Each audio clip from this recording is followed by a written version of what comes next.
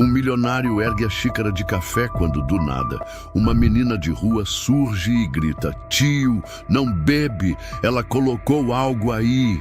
A cafeteria inteira congela. Ele troca discretamente as xícaras. Minutos depois, o que acontece choca a todos. Inscreva-se em nosso canal para não perder mais histórias emocionantes como esta e deixe o seu curtir no vídeo para continuar assistindo. O silêncio elegante da cafeteria foi rasgado por um grito.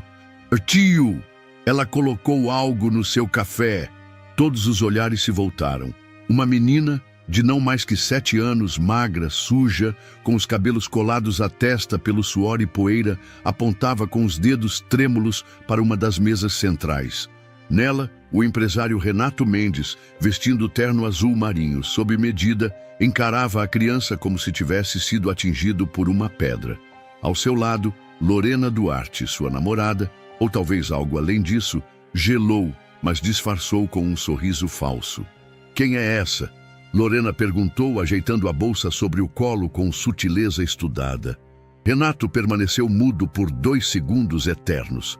O garçom avançou para tirar a menina dali, mas ela se esquivou, correndo para o lado da mesa. "Tio, não bebe esse café. Ela pôs um pozinho quando você foi ao banheiro, eu vi." Lorena riu com desprezo. "É claro que não, Renato. Essa menina está delirando. Provavelmente é drogada. Olha a aparência dela."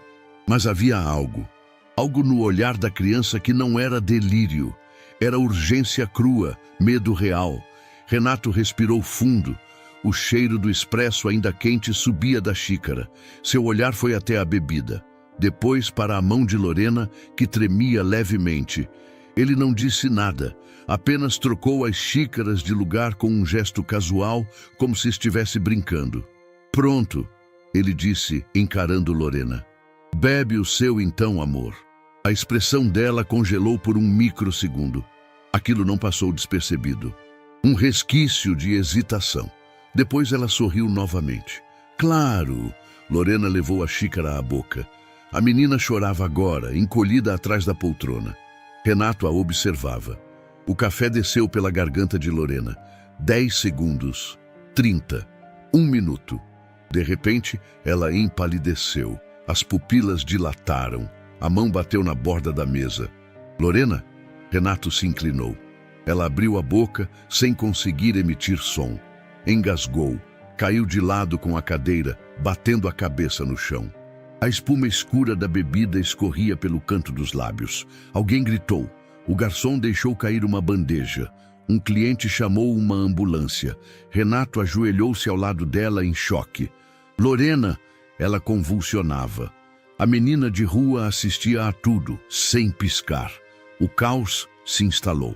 30 minutos depois, a ambulância levou Lorena desacordada, respirando por aparelhos. A cafeteria, antes ponto de encontro de políticos, advogados e colunáveis, agora era uma cena de crime. Renato sentou-se sozinho no banco da recepção do hospital. A mesma pergunta girava na sua cabeça. E se for verdade? A voz da menina ecoava sem trégua. "Nome dela?" perguntou o delegado Walter Lopes, recém-chegado à sala de espera do hospital particular. "A menina. Não sei. Ela apareceu do nada, disse que viu algo." "E você trocou as xícaras?" Ele perguntou com o senho franzido. "Sim, sem pensar." "Por que acreditou nela?" Renato encarou o chão. "Porque ela não estava mentindo. Eu vi no rosto dela." O delegado suspirou. "Vamos precisar do celular da Lorena e seu depoimento oficial. Se isso foi o que parece ser, temos um caso sério nas mãos. Se não, bom, as consequências são grandes." Renato entregou o telefone. Ele havia mexido pouco, mas notou algo estranho. Uma conversa apagada com um número sem nome. Uma mensagem ainda estava ali. "Depois de hoje está feito. Amanhã o dinheiro entra." Um calafrio percorreu sua espinha. Enquanto isso, no outro lado da cidade, Aline, esse era o nome da menina, se esgueirava pelas ruelas estreitas do centro, evitando olhares. Nas mãos, ela ainda apertava o pequeno gravador digital escondido dentro de um ursinho rasgado. Nele, a conversa que ouvira estava salva. Ela não sabia o que fazer, só sabia de uma coisa: precisava sumir antes que eles a encontrassem. Ao retornar ao seu apartamento naquela noite, Renato trancou a porta com mais força do que o normal. Repassava tudo. A menina, o olhar de Lorena, a queda. Ligou a TV. Jornais já exibiam imagens de celular do momento do ataque. Comentários ferviam. Armação do próprio Renato, vingança de amante, golpe frustrado, e um novo título aparecia em letras maiúsculas na tela: Empresária desmaia após café suspeito em restaurante de luxo. Milionário envolvido. Renato não dormiu. Na manhã seguinte, Lorena ainda estava em coma. A substância no sangue dela era identificada como um pesticida de uso proibido. Em dose elevada, causava parada cardíaca. A polícia intensificava a investigação. O celular dela fora limpo remotamente após o desmaio, mas a mensagem que escapou já era suficiente para levantar suspeitas. E a menina? Sumida. Nenhuma câmera da cafeteria a havia registrado. O gerente jurava que o sistema de segurança estava fora do ar por manutenção. Renato, mais do que ninguém, sabia.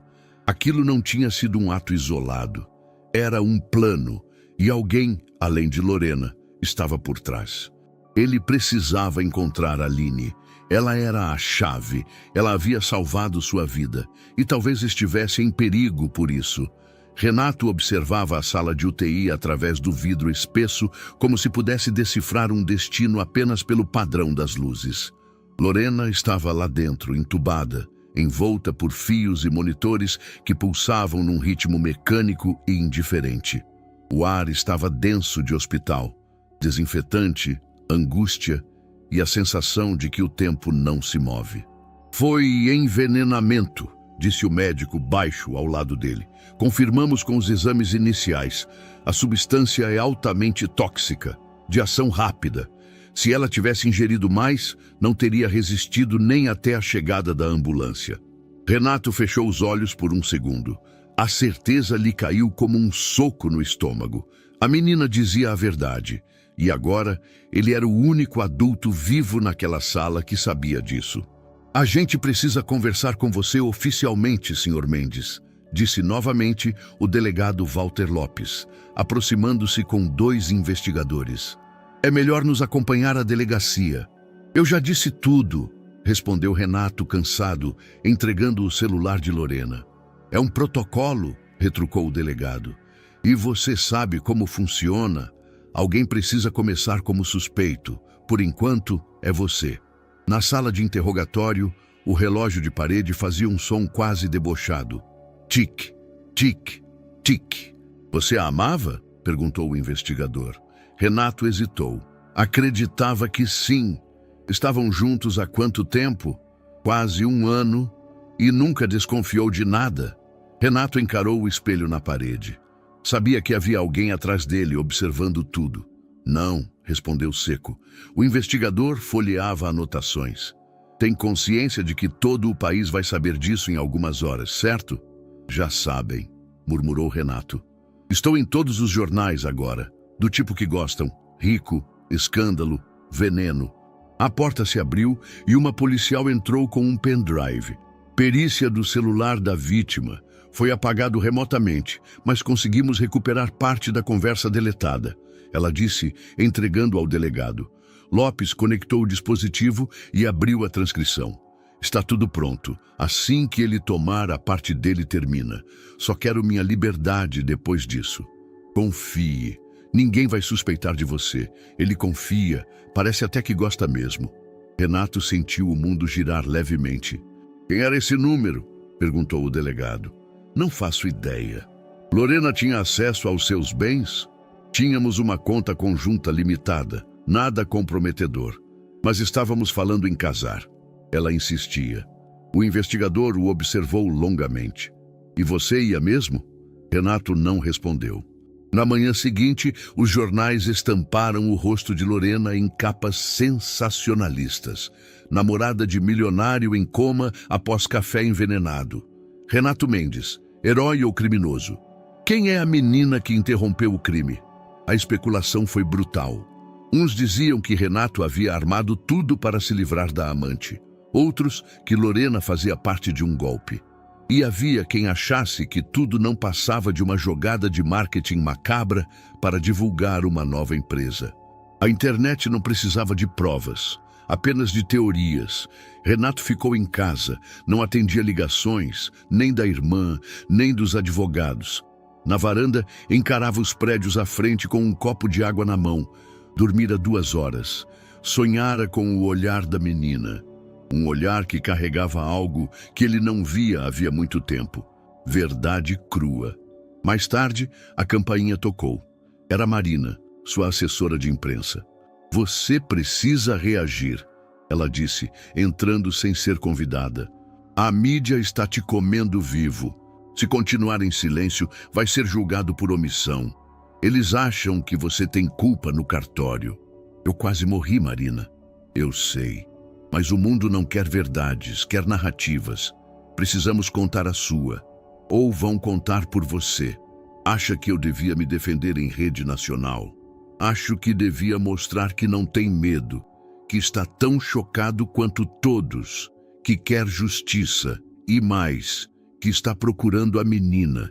Isso tem força emocional. Ela é a peça-chave. Onde está? Renato respirou fundo. Ah, não sei. E isso é o que mais me assusta. No fim do dia, o hospital informou que Lorena permanecia em coma induzido. O quadro era grave, nenhuma atividade neurológica significativa até o momento. Renato desligou o telefone e encarou a tela preta da TV desligada. De repente, percebeu que todos à sua volta, a mídia, a polícia, até Marina, agiam como se ele soubesse mais do que dizia, como se houvesse algo oculto em seus gestos. A dúvida contaminava tudo. Ele repassava cada conversa com Lorena, cada gesto dela nas últimas semanas.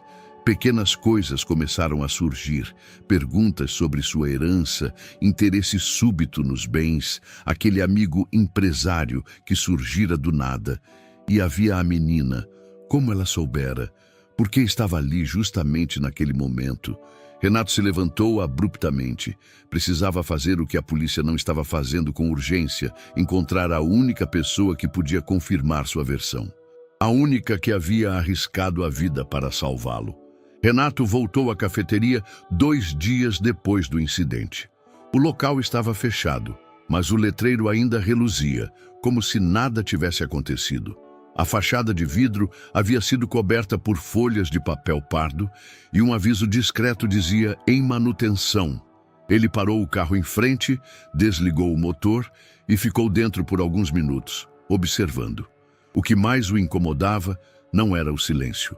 Era a ausência da menina, de respostas, da lógica. Pegou o celular e discou para o delegado Walter Lopes. Você conseguiu acesso às câmeras da cafeteria? Perguntou direto. Infelizmente não. De acordo com o gerente, o sistema estava desativado para manutenção no dia do incidente. Coincidência infeliz. Renato ficou em silêncio por um momento. Coincidência demais. Estamos investigando, Sr. Mendes, mas você sabe como essas coisas funcionam. Eles têm advogados, protocolos. O gerente já depôs. Disse que a menina era uma invasora, que não a viu entrando. A equipe também diz não tê-la notado. Mentira, disse Renato seco. Ela correu até minha mesa, gritou, tocou no meu braço. Todo mundo viu. Sim, mas, oficialmente, ela não existe. Não foi registrada por nenhuma câmera da rua. Ninguém sabe de onde veio, ninguém sabe para onde foi. E vocês não têm interesse em achá-la? Temos sim. Mas honestamente, com o que temos até agora, parece que a menina pode ter sido plantada. Renato sentiu o sangue ferver. Plantada por mim. Eu não disse isso, mas a narrativa está girando por todos os lados. Por isso é melhor que você deixe a polícia seguir com calma. Se a menina aparecer, ótimo. Se não, bem, vamos trabalhar com o que temos. A ligação caiu no silêncio. Renato decidiu agir por conta própria. Contratou uma empresa de vigilância privada para tentar rastrear câmeras da vizinhança. Em 3 dias, reuniu imagens dos arredores. Lojas, estacionamentos, prédios comerciais, nada. A menina parecia ter evaporado. Nenhum rastro antes ou depois do episódio. Nenhuma filmagem dela entrando ou saindo do local. Como se fosse um espectro ou um alvo. A hipótese absurda começou a se formar em sua mente.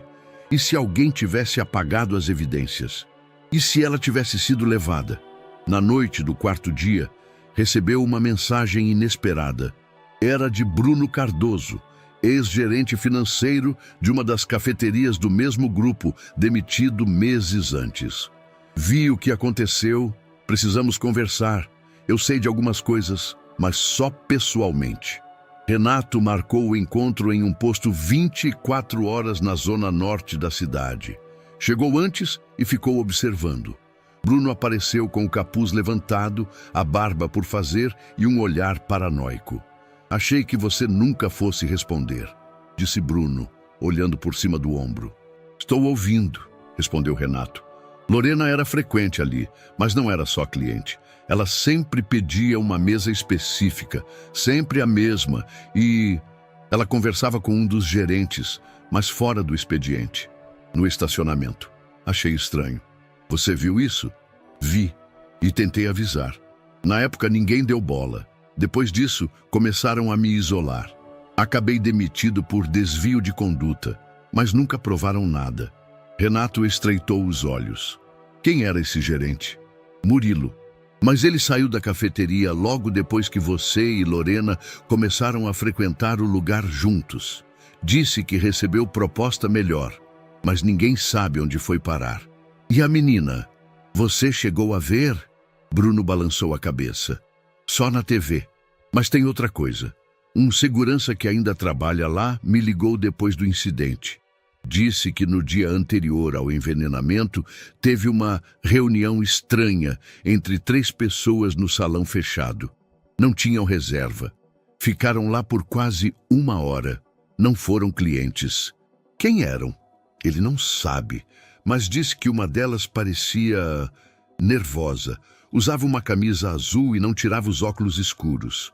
Renato sentiu a garganta secar. Não era muito, mas era algo.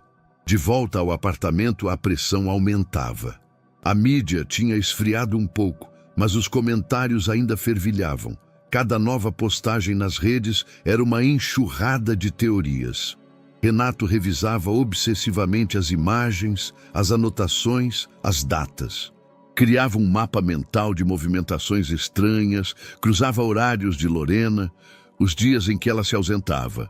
Começava a entender que tudo aquilo não era sobre ciúmes ou paixão doentia. Era algo maior, algo planejado. E a menina era uma testemunha que desaparecera por conveniência ou por força. Renato sabia o que tinha que fazer. Voltar ao lugar onde tudo começou. Voltar àquela mesa. O velório de Lorena Duarte foi fechado à imprensa. Mas a imprensa não precisava de convite para entrar em lugares onde a dor rende manchetes. 2 imagens dominavam os noticiários. A de Lorena, sorrindo em uma viagem à Toscana com Renato, tirada meses antes. E a do mesmo Renato, em silêncio, saindo da delegacia com olhar estilhaçado. As fotos eram postas lado a lado, sob títulos venenosos. Amor ou emboscada? Quem era Lorena Duarte, vítima ou cúmplice? O empresário que troca de xícaras e troca de versões. O país estava hipnotizado e dividido. Nos programas da tarde, o rosto de Renato era discutido como um símbolo. Ele parece frio demais. Ou então está em choque. Isso pode acontecer. Homem rico sempre escapa, não é mesmo? Mas foi ela quem bebeu o café. Como ele seria o culpado? Nos fóruns online, os debates eram ainda mais ácidos. Havia teorias para todos os gostos: conspiração corporativa, triangulação amorosa, pacto entre milionários, armação para publicidade. E o sumiço da menina só alimentava as chamas. Renato desligou a televisão. Sentia-se preso num teatro de horrores onde ninguém o ouvia. Ou pior, todos ouviam apenas o que queriam. Naquela mesma noite, Marina, a assessora, entrou no apartamento com um jornal dobrado e um aviso urgente. Você precisa responder, ou isso vai te engolir. Responder o quê? Eles criaram uma novela. Estou apenas assistindo. Então mude de canal, ela rebateu. Faça sua própria narrativa. Apresente provas. Mostre quem é você. Ou o público vai decidir que tipo de vilão prefere acreditar. Renato não respondeu de imediato. Em vez disso, olhou para uma foto antiga em sua estante. Ele e os pais, em um chalé, no interior de Minas. Pessoas que haviam sumido antes da fama, da fortuna, do fardo. Preciso de alguém que vá onde a polícia não vai, ele disse por fim. Um detetive particular. Marina ergueu as sobrancelhas. Já tenho um nome. Confiável, discreto e caro. Mas você pode pagar. 2 dias depois, Renato se encontrou com Cássio Viana, investigador aposentado da Polícia Civil, agora detetive particular de alto perfil. Homem seco, com voz baixa e olhar de quem lê o ambiente antes mesmo de cumprimentar. Veio com um fichário em couro e uma caneta esferográfica das antigas. Li tudo o que saiu sobre o caso, disse Cássio sem rodeios. Mas quero ouvir da sua boca. Renato contou, desde o grito da menina até o sumiço dela. As mensagens no celular, as negativas da polícia, os boatos, a perseguição online. Cássio anotava, mas principalmente observava. Você tem certeza de que ela não era parte do plano? Ela me salvou. Eu não saberia disso se não tivesse trocado as xícaras. Ela não tinha motivo para mentir. E o medo no rosto dela era real. Medo de você? Não, medo de algo maior. Cássio fechou o caderno. Vou precisar de acesso total a tudo. Pessoas próximas de Lorena, sua rotina nos dias anteriores, registros do restaurante, vizinhança, contatos profissionais. E preciso saber o que você não contou à polícia. Não escondi nada. O detetive encarou-o longamente. Espero que continue assim, porque se há mais alguém envolvido, essa menina corre perigo. Na manhã seguinte, a notícia chegou por telefone. Lorena não resistiu. As complicações causadas pela substância foram graves. Segundo os médicos, seu corpo não conseguiu superar os danos. Era o fim. A linha ficou muda depois do anúncio. Renato ficou ali, sentado na beira da cama, encarando o chão. Era definitivo. Ela se foi. E com ela, a única testemunha adulta do que havia sido planejado. O que quer que existisse por trás daquele café agora repousava em silêncio absoluto. O linchamento digital ganhou novo fôlego. As hashtags explodiram. Hashtag Justiça por Lorena. Hashtag Renato Assassino. Hashtag Onde está a menina? A pressão era quase física. Paparazzi se amontoavam na portaria do prédio. Colegas se afastaram. Um cliente rompeu o contrato. Na televisão, um comentarista dizia: o silêncio de Renato é ensurdecedor. E convenhamos, ou ele foi vítima de uma conspiração, ou era o mandante e agora finge ser salvo por uma criança que ninguém mais viu. Renato desligou a TV. Do outro lado da cidade, Cássio começava seu trabalho. Falou com ex-colegas de Lorena. Visitou os arredores da cafeteria, conversou com moradores de rua que dormiam perto do local. Pegou descrições da menina, mostrou um retrato falado baseado no relato de Renato. Ninguém a conhecia, mas um dos flanelinhas lembrou de algo. Viu uma garotinha correndo naquela noite, entrou num beco atrás da Igreja da Consolação. Estava assustada, chorando. Depois sumiu. Cássio anotou. Era pouco, mas era começo. Naquela noite, Renato sentou-se no escritório e escreveu as 3 palavras que ecoavam em sua mente há dias. Ela me salvou. A Igreja da Consolação não era um lugar de respostas, mas sim de silêncios acolhidos.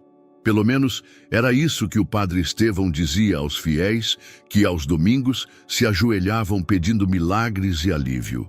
Mas naquela terça-feira, quem entrou por aquela porta não buscava salvação. Buscava uma menina. Cássio Viana se apresentou com sua calma habitual.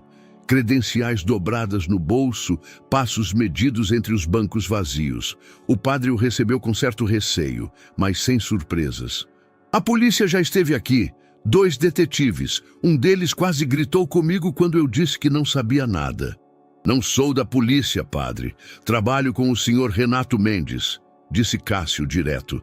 Estamos procurando uma menina que pode estar em perigo. Ela esteve por aqui?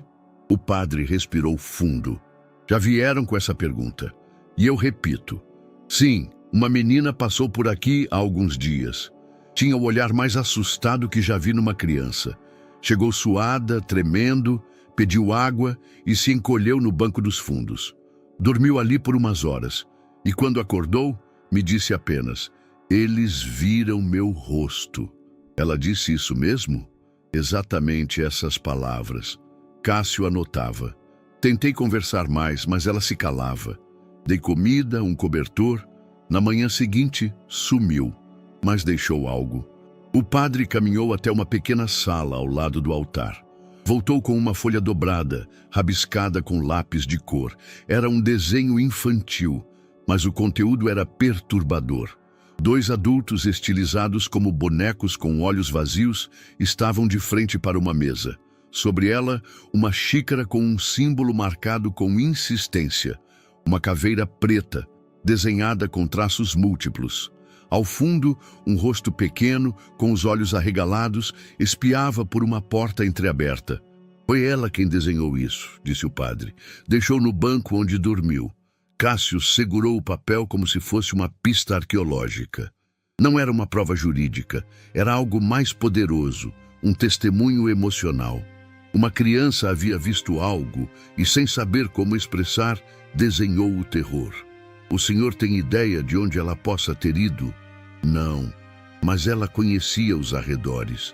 Fugiu por instinto, como se já tivesse feito isso outras vezes. É o que me parte o coração. Ela sabia exatamente como desaparecer. Cássio entregou um cartão ao padre e prometeu manter contato. Ao sair, olhou uma última vez para o altar iluminado pela luz tênue da manhã. A fé ali era palpável, mas naquele momento ele precisava de fatos. Horas depois, Cássio entregou o desenho a Renato, que o recebeu com um aperto no peito. É ela, murmurou. O traço é infantil, mas o que está aqui é exatamente o que aconteceu. Ele apontou o copo, a caveira. E os 2 adultos? Ela viu quem estava com Lorena. Provavelmente o cúmplice, só que não sabe nomes, só rostos. Isso aqui é a memória dela, disse Cássio. Mas o mais estranho é isso aqui. Apontou para o canto inferior do papel. Um detalhe quase imperceptível. Algo que parecia ser uma placa de carro, ou talvez um número escrito de cabeça para baixo. Renato virou o papel, olhou com atenção. Os números formavam algo como 8 e 27. Uma data? Talvez. Ou um endereço. Um número de sala, um horário. A mente infantil tem seus códigos, respondeu o detetive. Mas não é coincidência. Renato passou os dedos sobre o papel como quem toca uma fotografia antiga. Ela está escondida porque sabe que está sendo caçada, concluiu. Isso muda tudo. Naquela noite, Renato voltou à igreja com Cássio. O padre os recebeu de novo, hesitante. Por que voltou? Eu precisava ver o lugar onde ela esteve, entender o caminho que fez até aqui. O padre os conduziu ao banco do fundo, onde a menina dormira. Embaixo do assento ainda havia um cobertor dobrado. Renato o pegou. Estava sujo, com cheiro de poeira e rua, mas havia algo ali. Um fio de cabelo preso na costura, talvez uma memória residual. Ele segurou o tecido como quem segura um último laço. Cássio examinava as saídas laterais da igreja. Havia uma porta de metal que levava a um beco nos fundos, o mesmo descrito pelo Flanelinha. Ele a abriu. O beco estava deserto. A luz da rua mal tocava suas paredes. Foi por aqui que ela fugiu, disse o detetive. Rápida, silenciosa. Provavelmente entrou em alguma construção abandonada. Ou, se embrenhou no fluxo da cidade. Renato olhou para a rua. Os carros passavam, indiferentes. Pessoas com sacolas, trabalhadores com fones de ouvido, jovens com celulares. Ninguém olhava para o chão. Ninguém notava uma criança sozinha. Ela virou invisível de novo. Murmurou.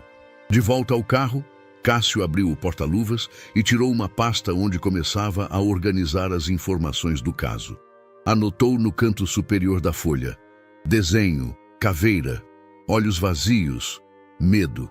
Isso não é só uma tentativa de envenenamento, ele disse pensativo. É mais elaborado do que parece.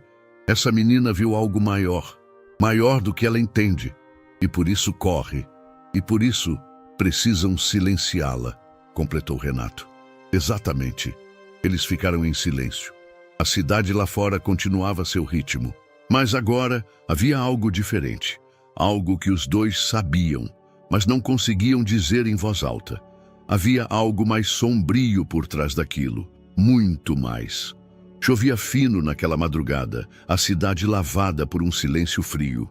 A rua lateral da igreja, onde a menina havia desaparecido dias antes, estava vazia, exceto por um saco plástico preso a uma grade e o eco de passos apressados vindo do lado oposto da calçada. Cássio e Renato estavam no carro, estacionado a 2 quarteirões dali, observando. Era a 4ª noite que faziam ronda na região, quase desistindo, quase se convencendo de que ela já havia deixado aquele ponto da cidade. Mas então, entre as sombras, viram. Ela surgiu do beco. Um vulto pequeno, encolhido, segurando algo junto ao peito. Caminhava com cautela, olhando para os lados a cada passo. Quando passou sob a luz do poste, o rosto infantil se revelou, sujo, os cabelos presos em um nó improvisado, e os olhos grandes demais para aquele corpo pequeno. Renato prendeu a respiração. É ela, sussurrou. Cássio abriu a porta com cuidado. Fique no carro. Se ela se assustar, pode fugir de novo. Renato não conseguiu obedecer. Quando viu Cássio dar 2 passos em direção à menina, desceu também, devagar, as mãos visíveis. A menina congelou. Aline!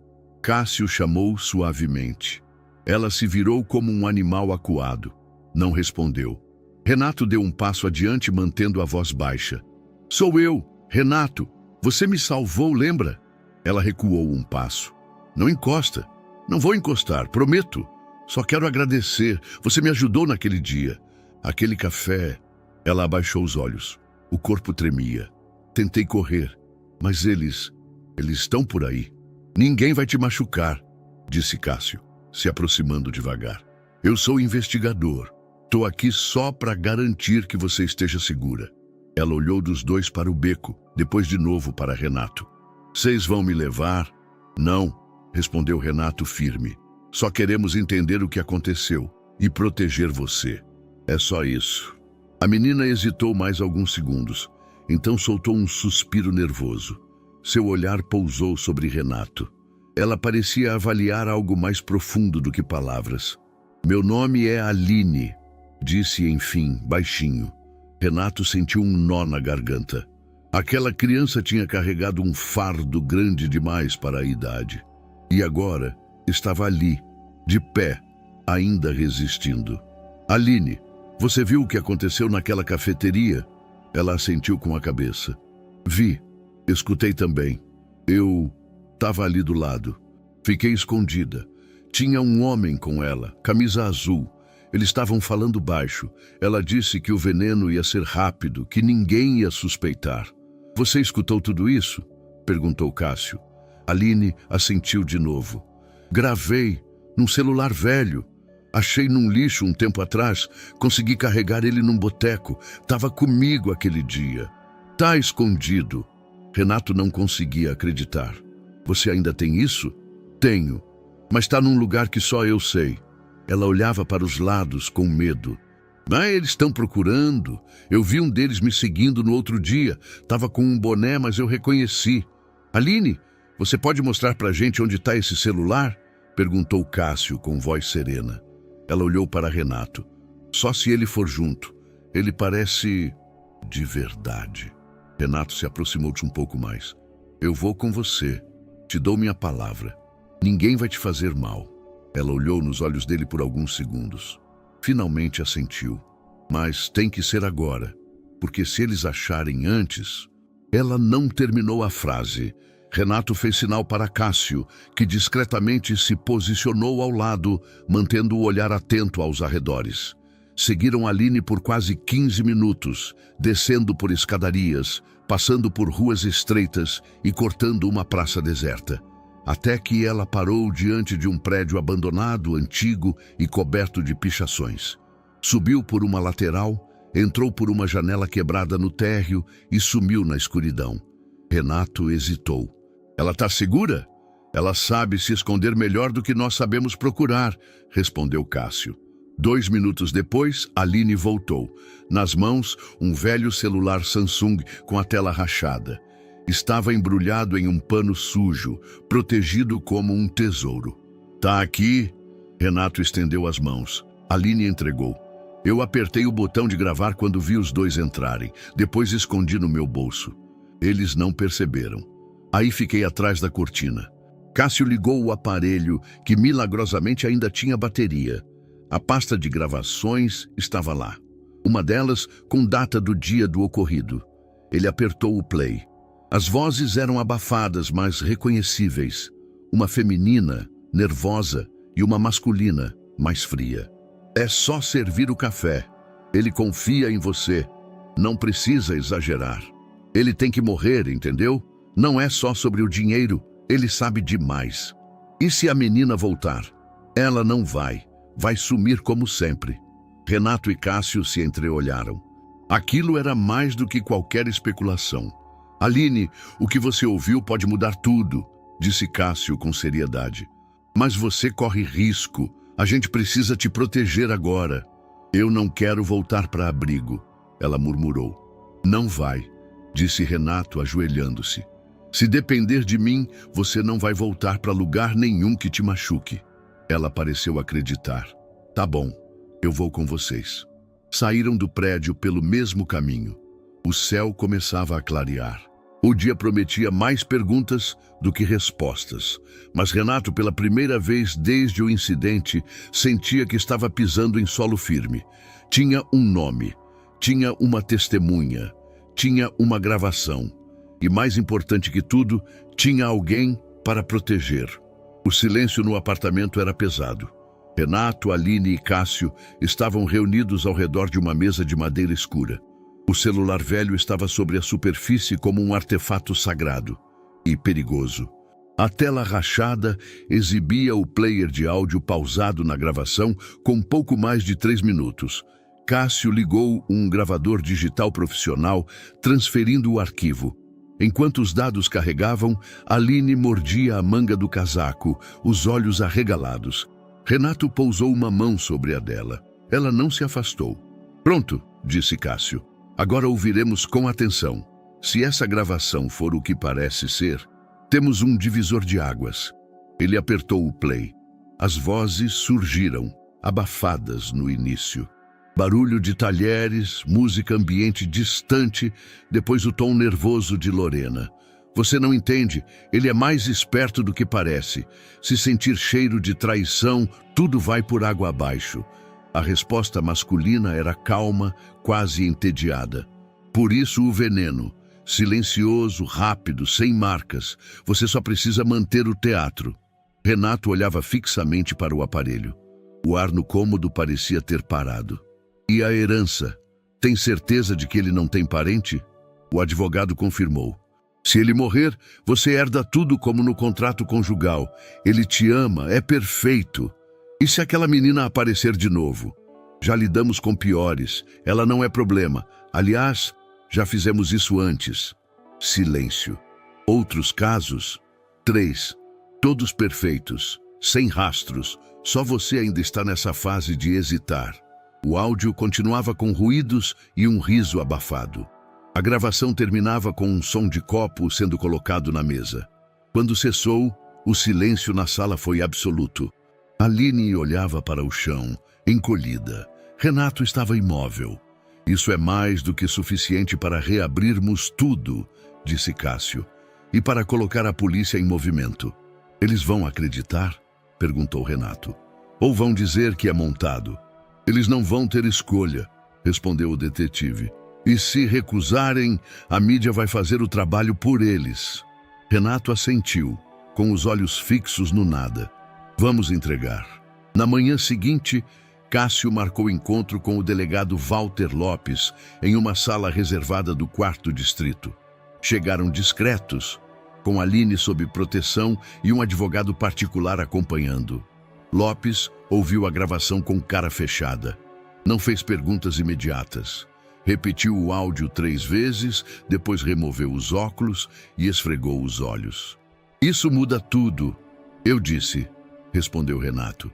Mas ainda assim, o conteúdo precisa ser autenticado. Precisamos saber se essa gravação não foi editada. Vamos enviar a perícia. Isso pode levar alguns dias. Renato se inclinou na cadeira. Ela corre risco. Essa criança está marcada. Você entende isso? Entendo. E a partir de agora, ela estará sob custódia protegida. Aline, ao lado do advogado, apenas assentiu. Estava exausta. Mas havia em seu olhar algo que não se via antes. Firmeza. E outra coisa, disse Cássio. Aquilo que eles chamam de outros casos precisa ser reaberto. A rede é maior. E vocês sabem disso. Lopes não respondeu. Apenas fez um gesto com a cabeça, chamando 2 agentes que aguardavam do lado de fora. Eles levaram a gravação para início imediato da análise. Na tarde do mesmo dia, a notícia vazou. Não oficialmente, mas como tudo no Brasil, por um sussurro bem posicionado e um print de WhatsApp. Sites de notícia começaram a publicar manchetes do tipo: áudio compromete falecida Lorena Duarte em conspiração contra Renato Mendes. Gravação sugere crimes em série envolvendo milionários sem herdeiros. Testemunha infantil entrega material explosivo à polícia. A tag gravação bomba se espalhou. O país, antes dividido, começou a virar a maré. As redes sociais, que antes vomitavam acusações, agora se enchiam de dúvidas. Hashtag, será que ele dizia a verdade? Hashtag, a menina viu tudo. Hashtag, justiça para Aline. Alguns dos mesmos programas sensacionalistas que condenaram Renato começaram a suavizar o tom. Comentavam com cuidado, repetindo trechos da gravação com especialistas em leitura labial e criminologia criminal. Se esse áudio for autêntico, estamos diante de um caso muito maior do que se pensava, disse um dos analistas em rede nacional. Enquanto isso, Aline permaneceu protegida em um endereço sigiloso com a presença constante de uma agente de confiança de Cássio. Não reclamava, mas perguntava por Renato, todos os dias. Renato, por sua vez, enfrentava a imprensa de cabeça erguida pela primeira vez. Sim, estou aliviado por estarmos chegando perto da verdade, disse a um repórter na entrada de um hotel. Mas o que mais me importa agora é que essa menina esteja segura. Ela me salvou. Agora é minha vez de protegê-la. A frase rodou o país. Um recorte da entrevista viralizou nas redes com fundo musical emocional e legendas coloridas. O homem acusado agora era chamado de Renato, o sobrevivente, mas no fundo ele sabia que sobreviver era só o começo. Havia muito mais a descobrir e muito mais a enfrentar. O som do scanner preenchia a sala como uma respiração constante. As folhas passavam uma a uma, revelando nomes, datas, anotações codificadas. A pasta havia sido encontrada na antiga cafeteria, num compartimento falso na parede do escritório administrativo, onde antes funcionava uma salinha de estoque. Cássio, com luvas, retirava os documentos com o cuidado de um cirurgião. Renato observava em silêncio, tenso. O cheiro de papel velho e mofo se misturava com o cheiro novo da verdade chegando. Aqui está, murmurou Cássio, estendendo uma folha com 4 nomes grifados em vermelho. Renato pegou o papel. O primeiro nome era familiar, o segundo também. O terceiro, ele precisou pensar. O quarto gelou seu sangue. Todos esses morreram. Exato. E de formas parecidas. 2 em restaurantes, 1 em casa e 1 em um retiro de luxo.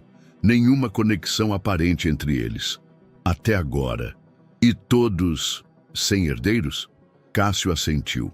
Todos ricos. Todos com patrimônios vultosos.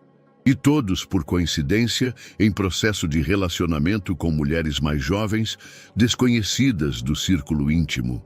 Renato passou a mão pelo rosto. Isso é maior do que a gente imaginava. E a lista continua. Tem pelo menos 7 nomes aqui. 3 ainda vivos. A polícia precisa saber disso. Não a civil, a federal. Cássio já havia previsto isso e já havia feito o movimento. Aquilo agora envolvia múltiplos estados, possíveis crimes financeiros e uma rede organizada.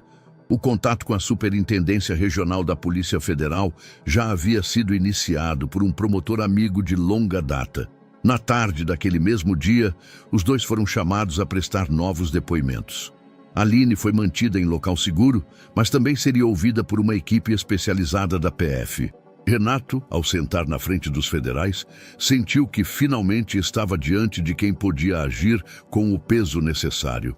Senhor Mendes, recebemos as evidências, disse o delegado da PF, uma mulher de fala firme chamada Fabiana Rios. Há indícios sérios de uma associação criminosa com alcance interestadual. Isso nos autoriza a abrir um inquérito federal. Ela espalhou os documentos sobre a mesa. Essa lista, combinada com a gravação entregue anteriormente, indica um padrão letal. Esses nomes não são apenas vítimas, são alvos. E Aline pode ter testemunhado mais do que imagina. Ela é uma criança, disse Renato. Não quero que a pressionem. Compreendo, por isso chamamos uma psicóloga forense. Tudo será feito com cuidado. Fabiana olhou para ele. Mas precisamos dela, porque essa organização já matou antes.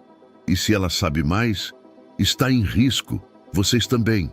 Do outro lado da cidade, Aline, sentada em uma sala colorida e acolhedora, falava com uma psicóloga de voz doce, mas olhos treinados. Você lembra do nome de algum deles? Perguntou ela, com um desenho nas mãos. Aline balançou a cabeça. Não sei o nome do homem, mas lembro que ela chamava ele de doutor e ele chamava ela de Flora. Flora era o nome real da Lorena? Não, era tipo um apelido, como um código. A psicóloga anotou. Depois, lhe entregou um papel e pediu para Aline desenhar o que lembrava. Ela desenhou algo que já havia feito antes. 2 figuras humanas e uma xícara com uma caveira.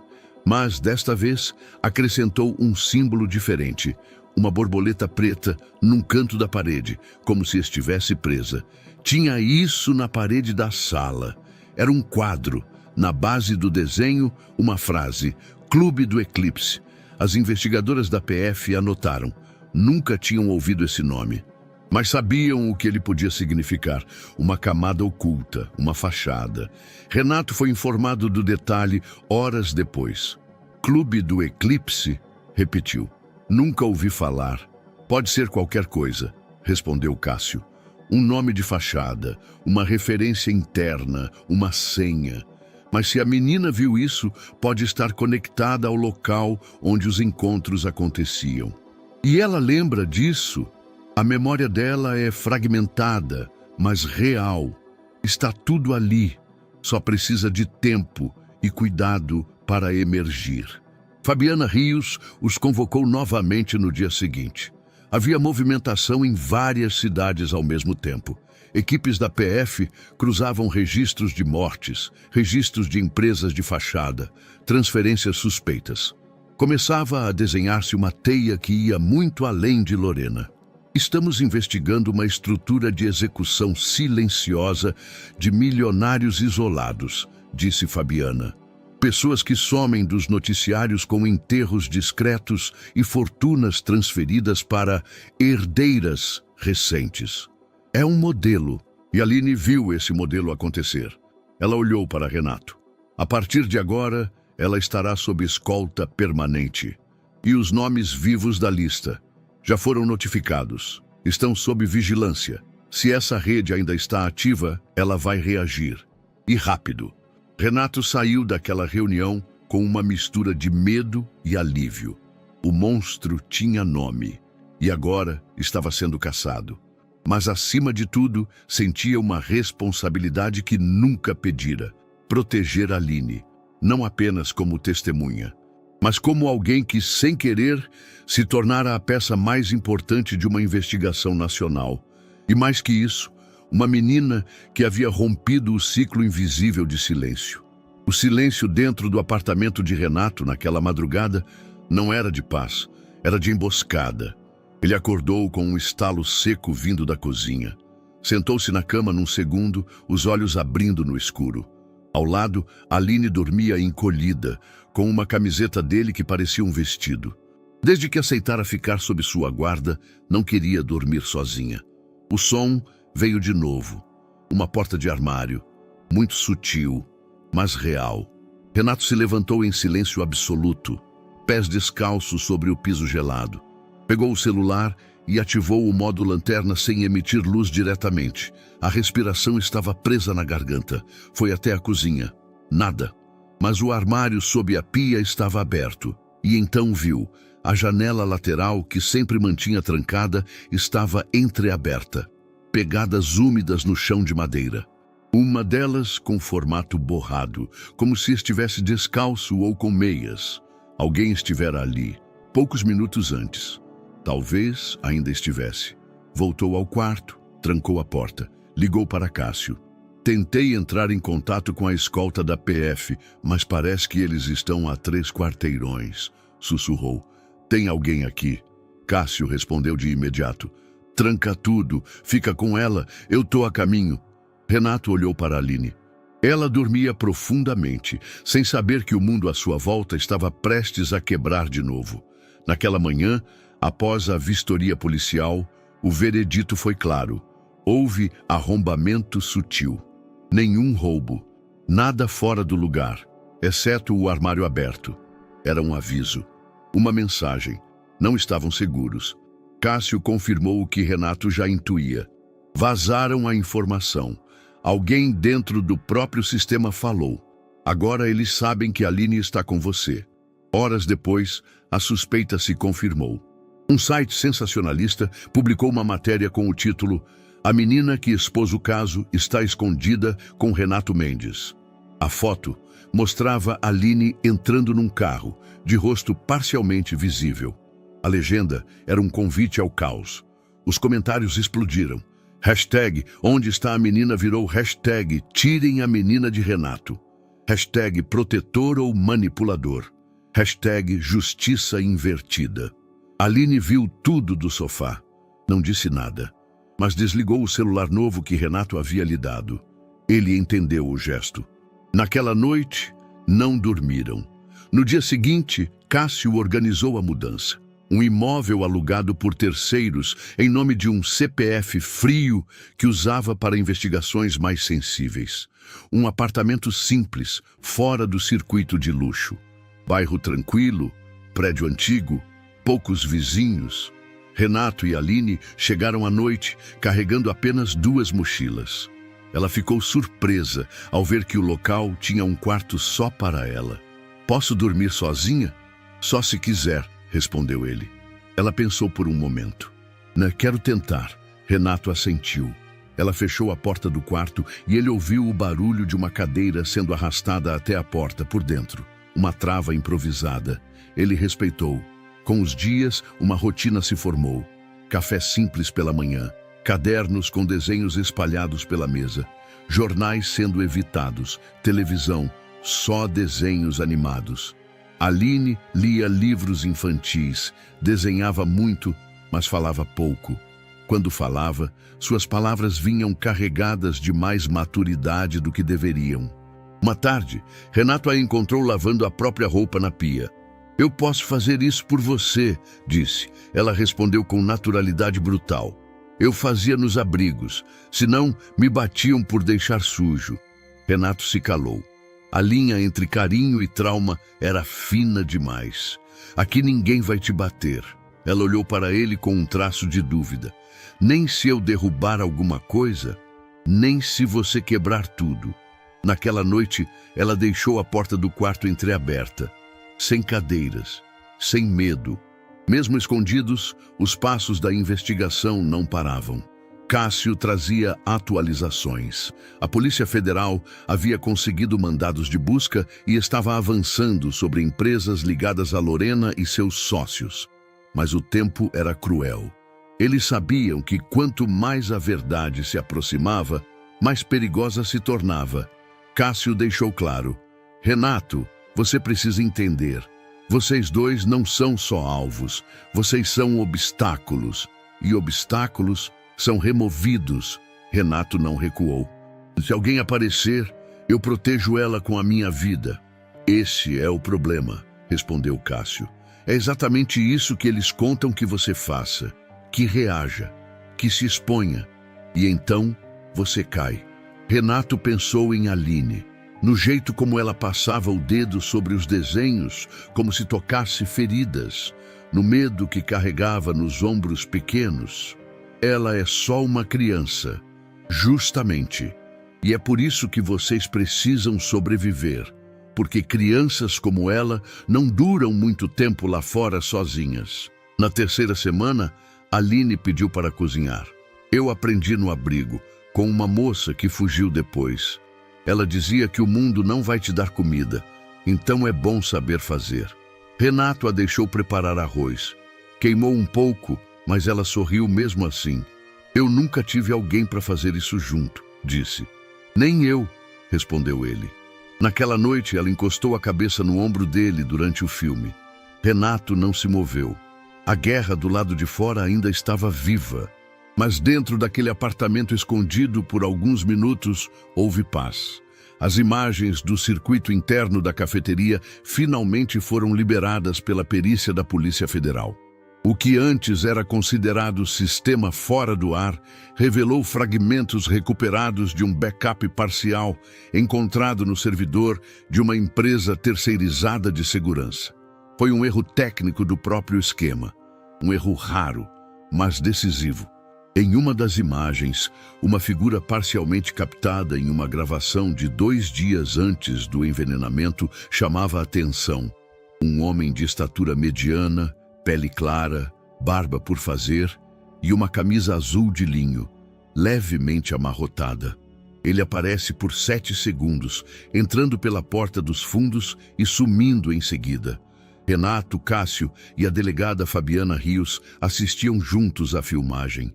O vídeo foi pausado. É ele, disse Renato. Essa camisa, Aline falou disso. É ele. Fabiana assentiu. E logo em seguida uma equipe de reconhecimento facial da PF cruzou a imagem com bancos de dados civis e criminais. O resultado apareceu na tela. Nome: Edgar Brandão. Idade: 43 anos. Profissão: gerente operacional, Grupo Café Burle. Registro de antecedentes: estelionato, 2008. Obstrução de justiça, 2014. Arquivados por falta de provas. Gerente da própria rede de cafeterias onde aconteceu o envenenamento, disse Fabiana. É o elo que faltava. E por que ninguém falou dele até agora? Questionou Renato. Porque ele sumiu, respondeu Cássio. E não foi por acaso. A busca por Edgar começou imediatamente, mas o apartamento onde ele morava havia sido deixado às pressas. A fechadura estava intacta, mas não havia sinal de presença recente. Nem roupas, nem dispositivos eletrônicos. Apenas uma nota rasgada sobre a mesa com um nome de escritório rabiscado à mão. Campos, Vilela e Montenegro. Cássio pesquisou o nome. Era um escritório de advocacia conhecido nos bastidores por defender empresários suspeitos em operações fiscais sigilosas, gente graúda, com bons contatos em Brasília e nos tribunais regionais. Esse cara não é um lobo solitário, disse o detetive mostrando a tela do notebook a Renato. Ele tem proteção. Quer dizer que advogados de elite estão acobertando um gerente de cafeteria? Advogados de elite não acobertam qualquer um, só quem tem algo grande nas mãos. Renato cruzou os braços. O pensamento incomodava. Então, ele era mais do que cúmplice. Pode ter sido articulador, ou o elo entre Lorena e os financiadores, a parte operacional, a engrenagem que não podia falhar. Fabiana apareceu na sala com uma pasta em mãos.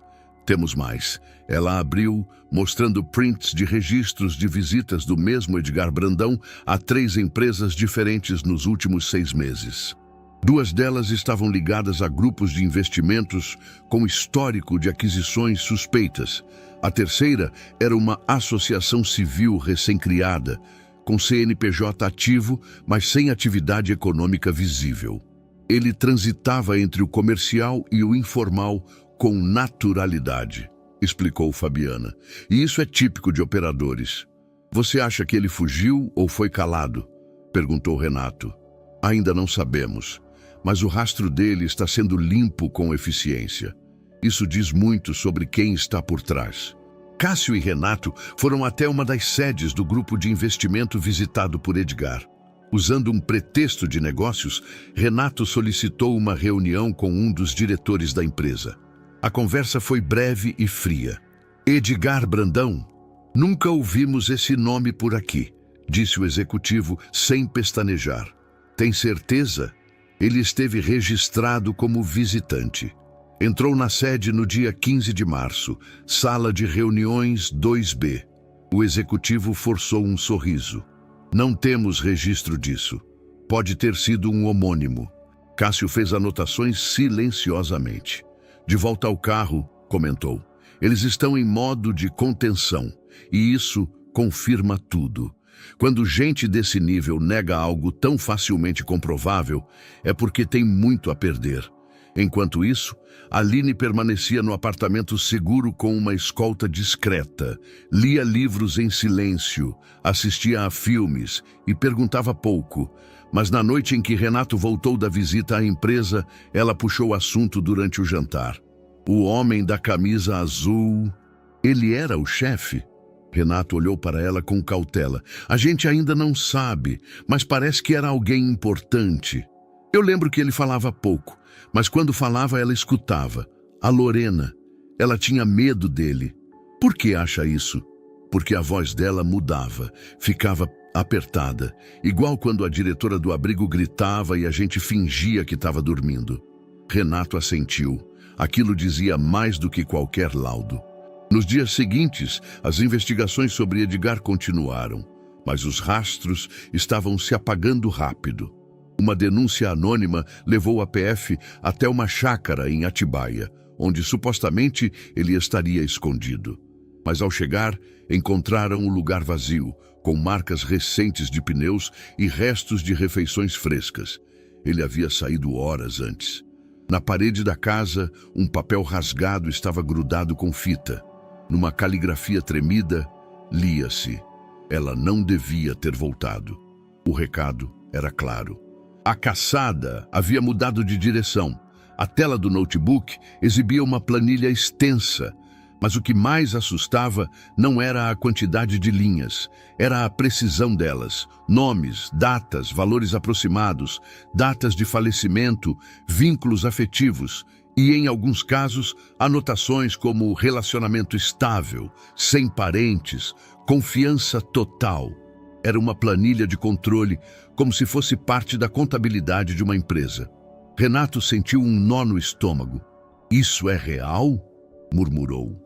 Cada célula aqui corresponde a um caso encerrado, disse Fabiana Rios, da Polícia Federal, enquanto exibia os documentos extraídos do notebook de um dos investigados preso em São Paulo. Foram cuidadosos, mas subestimaram o armazenamento automático em nuvem. Esqueceram de apagar o histórico da sincronização.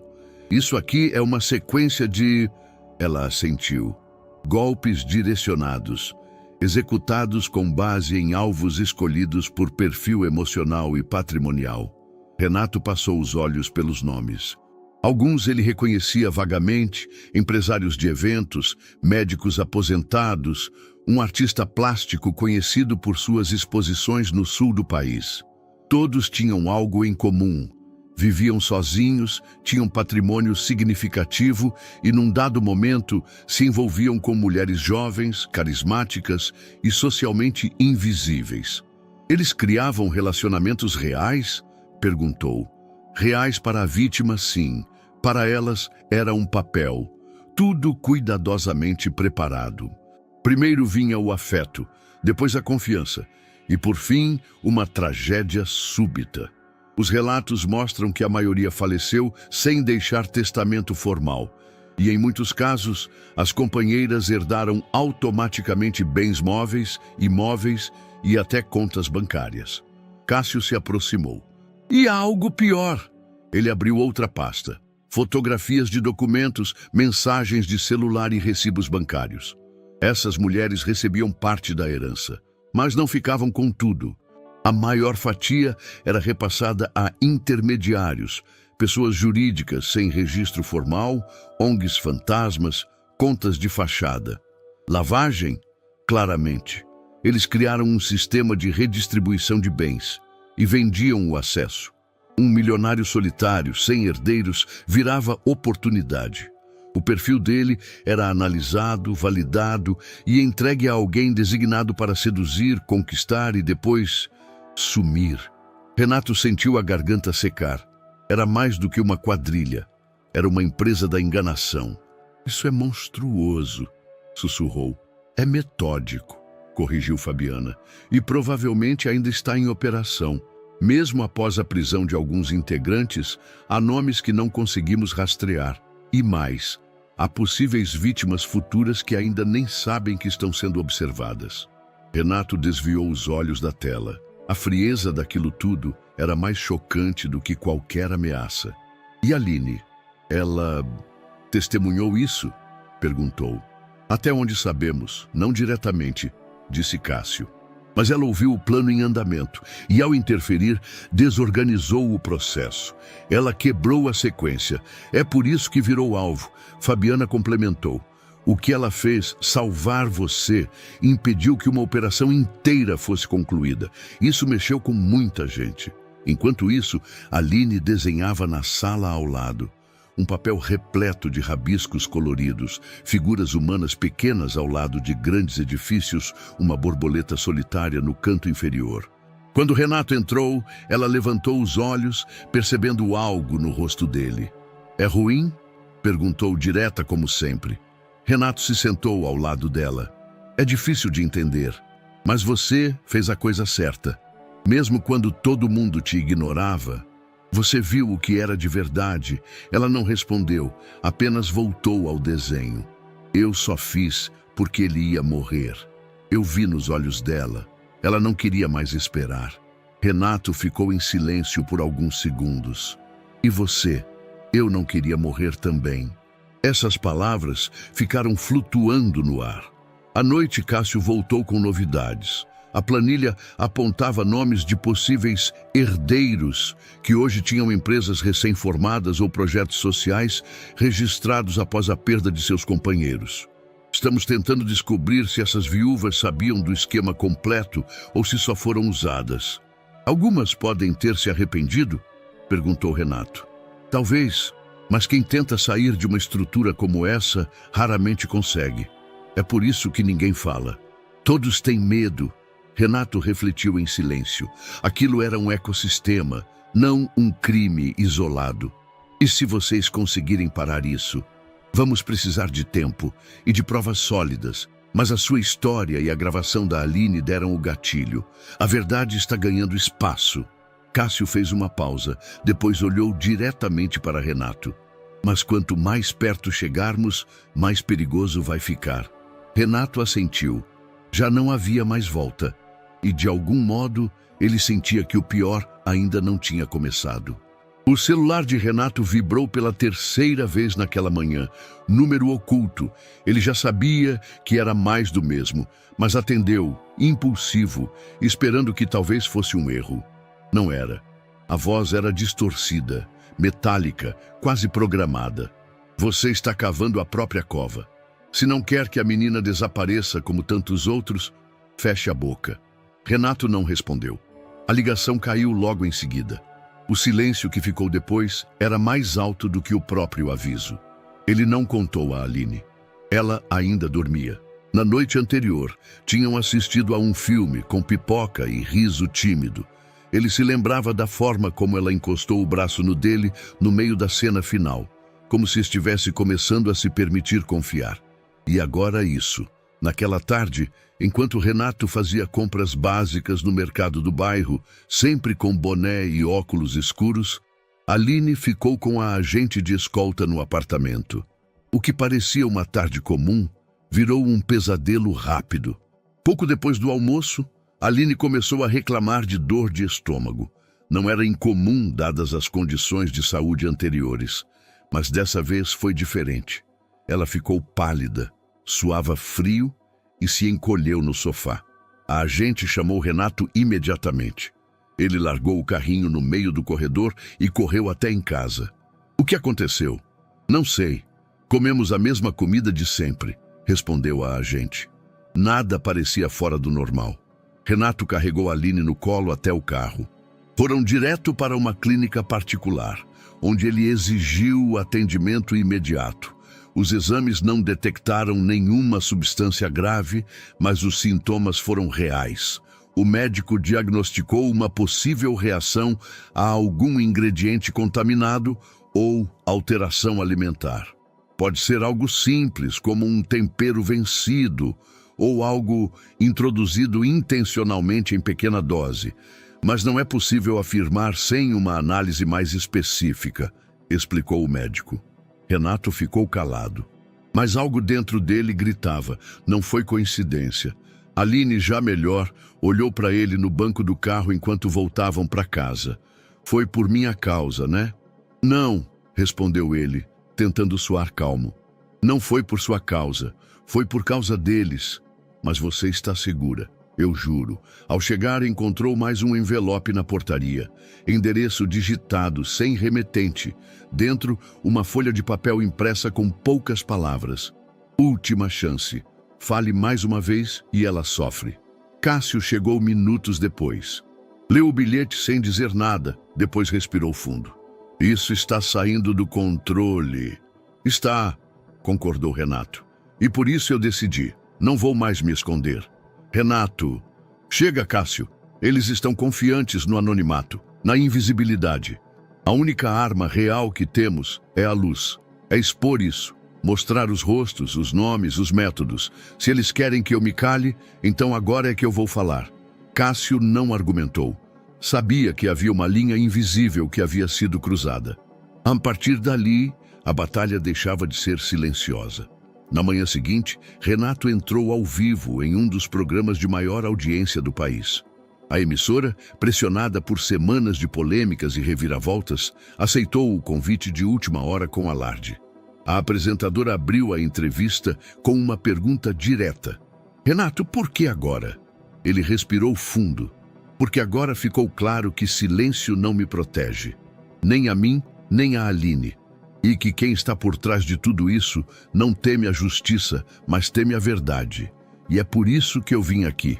Ao longo de quase 20 minutos, Renato expôs o que sabia. A tentativa de envenenamento, a gravação, a lista de vítimas anteriores, as movimentações financeiras, os nomes das empresas investigadas.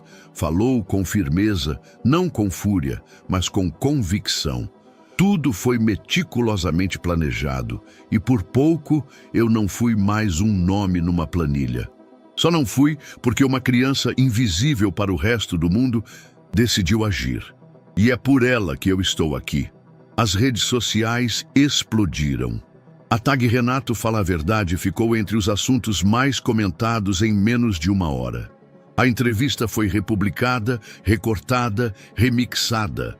Páginas de denúncia, jornalistas independentes, influenciadores e até celebridades começaram a se posicionar.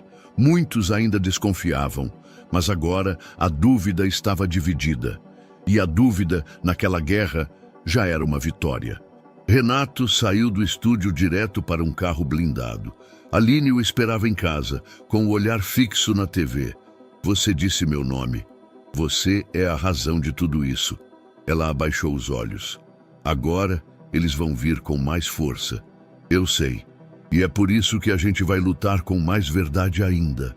Naquela noite, pela primeira vez, Aline foi até o quarto de Renato. Posso dormir aqui hoje? Claro. Ela se deitou no colchão extra ao lado da cama dele, enrolada num cobertor que cheirava a lavanda. Não pediu história, nem música, nem luz acesa. Só dormiu. E Renato, apesar de tudo, sentiu que estava exatamente onde deveria estar. A entrevista de Renato caiu como uma bomba na opinião pública. Em questão de horas, os vídeos recortados da transmissão já circulavam em todos os aplicativos de mensagens e redes sociais. Pessoas compartilhavam com comentários indignados, emocionados ou simplesmente perplexos. A hashtag Renato Fala a Verdade disparou entre os assuntos mais comentados do país.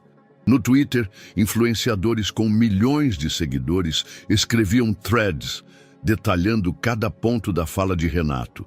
Jornais, portais de notícias e programas de televisão reprisavam trechos do depoimento. O rosto dele e o de Aline estavam em todos os cantos.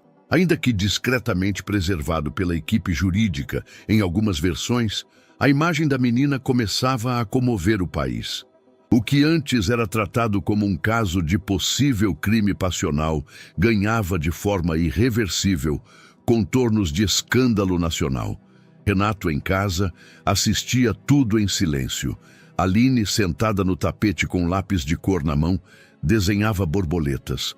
Cássio caminhava de um lado para o outro, celular colado no ouvido. Já temos 5 novas famílias procurando a polícia, disse ele. Todas com histórias parecidas, relacionamentos rápidos, heranças mal resolvidas, parceiras que sumiram do mapa. 2 das mulheres foram dadas como viajando ao exterior após as mortes. Os nomes batem com o banco da planilha. Renato esfregou o rosto com força. Isso não é uma quadrilha qualquer. Isso é um sistema, um modelo replicado em várias cidades. E mais, está estruturado há anos. Um dos casos é de 2009. Aparentemente já funcionavam desde então com mais cautela. Agora ficaram mais ousados. Aline levantou os olhos do desenho. Eles sempre foram assim. Assim como? Perguntou Renato, com cara boa por fora, mas com veneno por dentro. Renato ficou em silêncio. Cássio também. Era difícil encarar a profundidade daquela frase vinda de uma criança. Na tarde daquele mesmo dia, o interfone tocou. Tem uma senhora aqui, diz que é professora, quer falar sobre a Aline, traz documentos. Renato hesitou por um instante. Em tempos de ameaças constantes, qualquer visita inesperada era tratada com cautela. Mas depois de uma rápida checagem com a equipe de proteção e confirmação de identidade por parte da Polícia Federal, ele autorizou a entrada. Poucos minutos depois, a mulher entrou na sala. Usava um vestido simples, os cabelos brancos bem presos num coque. Trazia nas mãos uma pasta de plástico transparente e um olhar misturado entre alívio e ansiedade. Boa tarde. Sou Helena Cardoso, pedagoga e assistente social. Trabalhei no abrigo onde Aline viveu por quase 2 anos. Tentei adotá-la, mas não consegui. Aline, ao ouvir a voz de Helena, se virou devagar. Por um segundo, seus olhos se estreitaram, como tentando reconhecer algo antigo, meio apagado pela dor e pelo tempo. Mas bastaram 3 passos para que tudo voltasse. Ela correu até a mulher e a abraçou com força, deixando o desenho cair no chão. Tia Helena, minha menina, eu sabia que era você. Helena se ajoelhou, abraçando-a com cuidado. Eu tentei tanto. Renato observava em silêncio. Era como se um pedaço do passado da menina tivesse sido colado de volta, mesmo que por instantes. Ela falou de você algumas vezes, mas nunca com tantos detalhes. Sempre parecia uma lembrança bonita, mas distante, comentou ele. Helena sentou-se, ainda emocionada. Aline foi uma das crianças mais afetivas que já conheci. Mesmo com toda a dor, mesmo tão pequena, ela cuidava dos menores. Às vezes, dividia o pão que ganhava com quem chorava à noite. Acredite, eu tentei adotá-la, mas o sistema não deixou. Havia entraves jurídicos, burocracia. Alegaram que minha idade era um fator impeditivo. Ela abriu a pasta. Lá estavam cópias dos documentos do processo arquivado. Aline olhava tudo sem dizer nada. Isso confirma a identidade dela? Perguntou Renato. Confirma. E mais que isso, revela que Aline passou por pelo menos 3 instituições. E que, em uma delas, a que fechou em 2016 por denúncias de maus tratos, algumas crianças simplesmente desapareceram do cadastro. Renato gelou. Desapareceram? Sumiram dos registros. Nomes foram apagados. Alguns alegam erro de digitação, outros reenvio de documentação. Mas ninguém consegue localizar todas as crianças daquela época. Aline é uma sobrevivente e talvez saiba mais do que lembra. Cássio fez anotações discretas. Ela pode ter estado mais próxima desse esquema do que imaginamos. Aline não se manifestou. Estava de novo no tapete, desenhando agora um prédio em chamas. Helena a observava com ternura e preocupação. Ela tem traumas profundos. Pode parecer distante às vezes, mas está sempre escutando.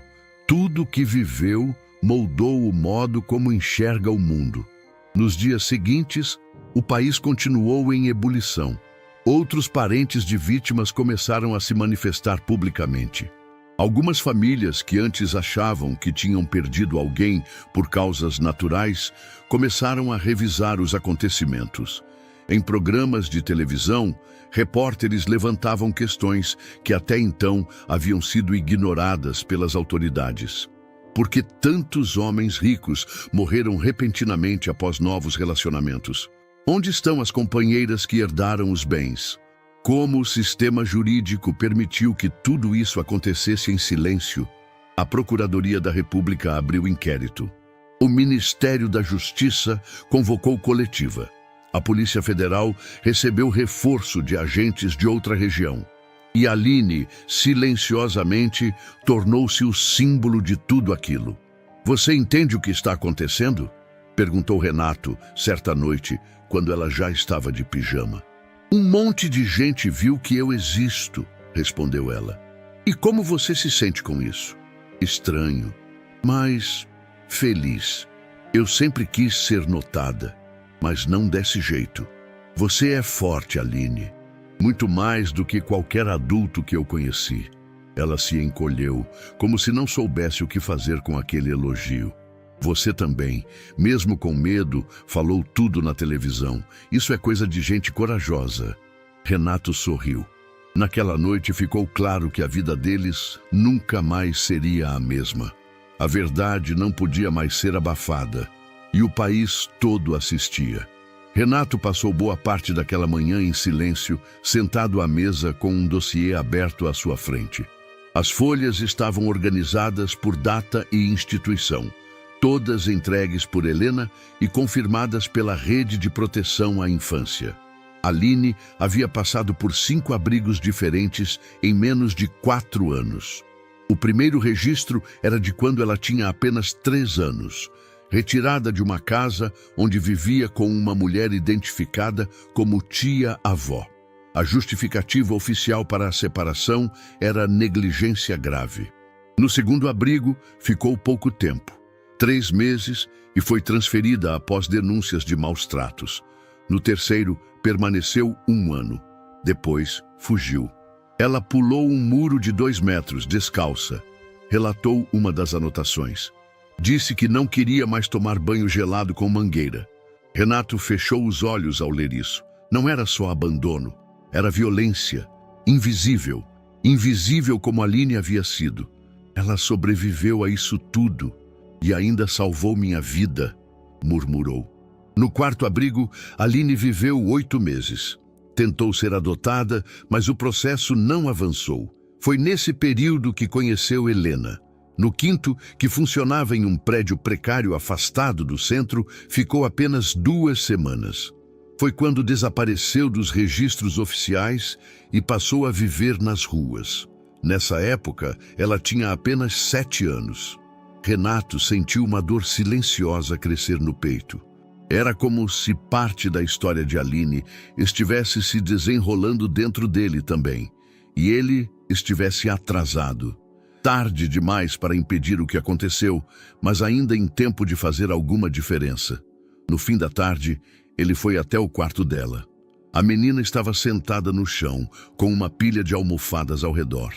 Tinha um livro aberto no colo, mas não lia. Aline, posso falar com você um pouco?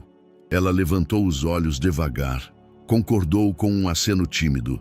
Eu estive lendo sobre os lugares onde você morou, os abrigos. Ela não respondeu. Li que você fugiu de 2. Eles batiam na gente e diziam que se contasse ia dormir fora. Renato respirou fundo. Você lembra de muita coisa? Não tudo, mas lembro de algumas vozes, dos cheiros, de um quarto escuro com colchão no chão. E do jeito que alguns adultos olhavam pra gente. Não era pra cuidar. Era como se a gente fosse coisa quebrada. Você não é quebrada. Você é forte. E eu quero cuidar de você. Ela ficou em silêncio por alguns segundos. Você vai cansar de mim? Nunca. Vai me mandar embora? Também não. Então, posso ficar? Renato sentiu o nó na garganta. A forma como ela perguntava mostrava o quanto ainda não acreditava que merecia permanência. Não só pode, como vai. Eu quero adotar você. Ela franziu a testa, como se não tivesse entendido. Tipo, de verdade? De verdade mesmo. Aline mordeu o lábio inferior, lutando para segurar algo que não sabia se era medo ou alívio. Depois de alguns segundos, correu até ele e o abraçou forte. Você promete? Prometo. Mesmo se eu tiver pesadelos? Mesmo se você gritar à noite? Mesmo se eu chorar por nada? Mesmo assim, ela encostou o rosto no peito dele. Ficaram ali por um tempo sem pressa, como se o mundo lá fora tivesse finalmente desacelerado. Mais tarde, Renato ligou para Cássio. Eu vou começar o processo legal de adoção. Não posso mais esperar. Ela é minha filha, mesmo que o papel ainda diga outra coisa. Cássio aprovou com um tom firme. É a coisa certa, mas prepare-se. Vai ser um processo longo, cheio de burocracias, ainda mais com toda a exposição da imprensa. Eu espero, já esperei por tanta coisa, isso eu posso enfrentar. Naquela noite, Aline dormiu com um sorriso leve no rosto. E Renato, mesmo sob o peso de tudo que enfrentavam, sentiu-se pela primeira vez em muito tempo em paz. O clima já não era o mesmo desde a entrevista. A comoção, os abraços nas ruas, as mensagens de apoio, tudo ainda existia. Mas agora havia algo mais. Algo silencioso e cortante. Uma expectativa tensa no ar, como o momento exato em que um trovão precede a tempestade. Renato acordava mais cedo, dormia menos, olhava 2 vezes antes de sair. Tinha aprendido a decifrar silêncios e a confiar nos próprios instintos. E naquela segunda-feira, algo não parecia certo. O telefone tocou pouco depois das 9. Preso, informou Cássio, direto. Um dos envolvidos, identificado como contador da ONG de fachada que recebia parte das heranças. Foi localizado em Campinas. Renato endireitou a postura. Isso é bom, não é? Em tese, sim. Mas ele não vai falar. Foi encontrado desacordado na cela horas depois. Tentaram reanimar, mas sem sucesso. Você está dizendo que... Estou dizendo que alguém o silenciou antes que ele pudesse falar. E a única certeza é que a rede ainda está ativa. Eles ainda estão jogando. A notícia caiu como um balde de água gelada. Renato desligou sem dizer mais nada. Sentou-se no sofá e ficou olhando para Aline, que assistia a um desenho alheia à notícia. Ela ria baixinho, distraída. Por um momento, ele desejou congelar aquele instante, segurá-lo entre os dedos como se fosse vidro fino. Mas sabia que do lado de fora o mundo era pedra. Naquela tarde, Renato saiu com Cássio para uma reunião com os advogados. O carro que os levava parou no sinal de uma rua movimentada quando um motociclista se aproximou pela lateral. Nada fora do comum, até que o rapaz ao lado abaixou o vidro e notou o gesto sutil do piloto, como quem procura algo na cintura da jaqueta. "Fecha o vidro!" gritou Cássio. O motorista reagiu rápido. O motoqueiro deu meia volta e sumiu entre os carros, mas não sem antes lançar um olhar seco e direto na direção de Renato. Chegaram ao prédio sob escolta reforçada. 2 viaturas foram deslocadas para monitorar os arredores. E naquela noite, a decisão veio. Aline precisaria ser realocada. "É por tempo indeterminado", disse Cássio. "Não é o que a gente queria, mas agora é necessário. Os últimos movimentos mostram que eles estão dispostos a tudo. Estão acuados. Isso os torna mais perigosos." Renato estava na varanda quando recebeu a notícia. Olhava para a cidade, as luzes piscando como se nada estivesse errado. Onde ela vai ficar? Em um endereço protegido. Assistência social com escolta. Não será um abrigo, mas também não será com você. Por hora. Renato não respondeu. Entrou no apartamento, caminhou até o quarto da menina e se sentou ao lado dela. "Aline, preciso conversar com você." Ela o olhou com olhos atentos. Não parecia assustada, apenas curiosa. "Eu vou ter que ir embora por um tempo, mas não é castigo, nem fuga, é para te manter segura. Vai ser como antes?" "Não, dessa vez é diferente. Você não vai estar sozinha e ninguém vai te machucar. Promete que vem me ver? Sempre que puder. E vamos ficar mandando mensagens, vídeos, o que você quiser." Ela ficou em silêncio. Pegou um lápis e desenhou um círculo com 2 figuras dentro. Uma delas usava terno, a outra, uma trança longa. "A gente volta para esse desenho depois?" perguntou. "Voltamos, sim." No dia seguinte, ela foi levada em um carro discreto, acompanhada por 2 agentes. Antes de entrar, abraçou Renato com força, sem dizer nada.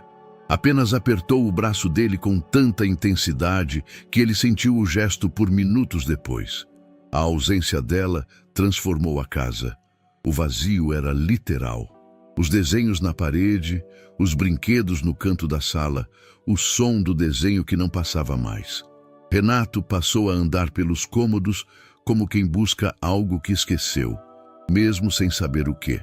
O Cássio apareceu à noite. "Eles vão tentar mais. Eu sei, mas cada passo deles nos ajuda a mapear a rede. O cerco está fechando, mas vai custar caro." Renato olhou para a xícara em sua mão. Estava vazia, mas ele a segurava como se tivesse algo dentro. "Eles acham que o medo me para, mas é por causa do medo que eu continuo." Do lado de fora, a cidade seguia como sempre. Mas para Renato, o mundo nunca mais seria o mesmo. Naquela manhã, o céu nublado parecia refletir o estado de espírito de Renato. As nuvens carregadas sobre São Paulo cobriam a cidade com uma luz pálida, quase opaca. Ele tomava café em silêncio, enquanto lia as notícias no tablet.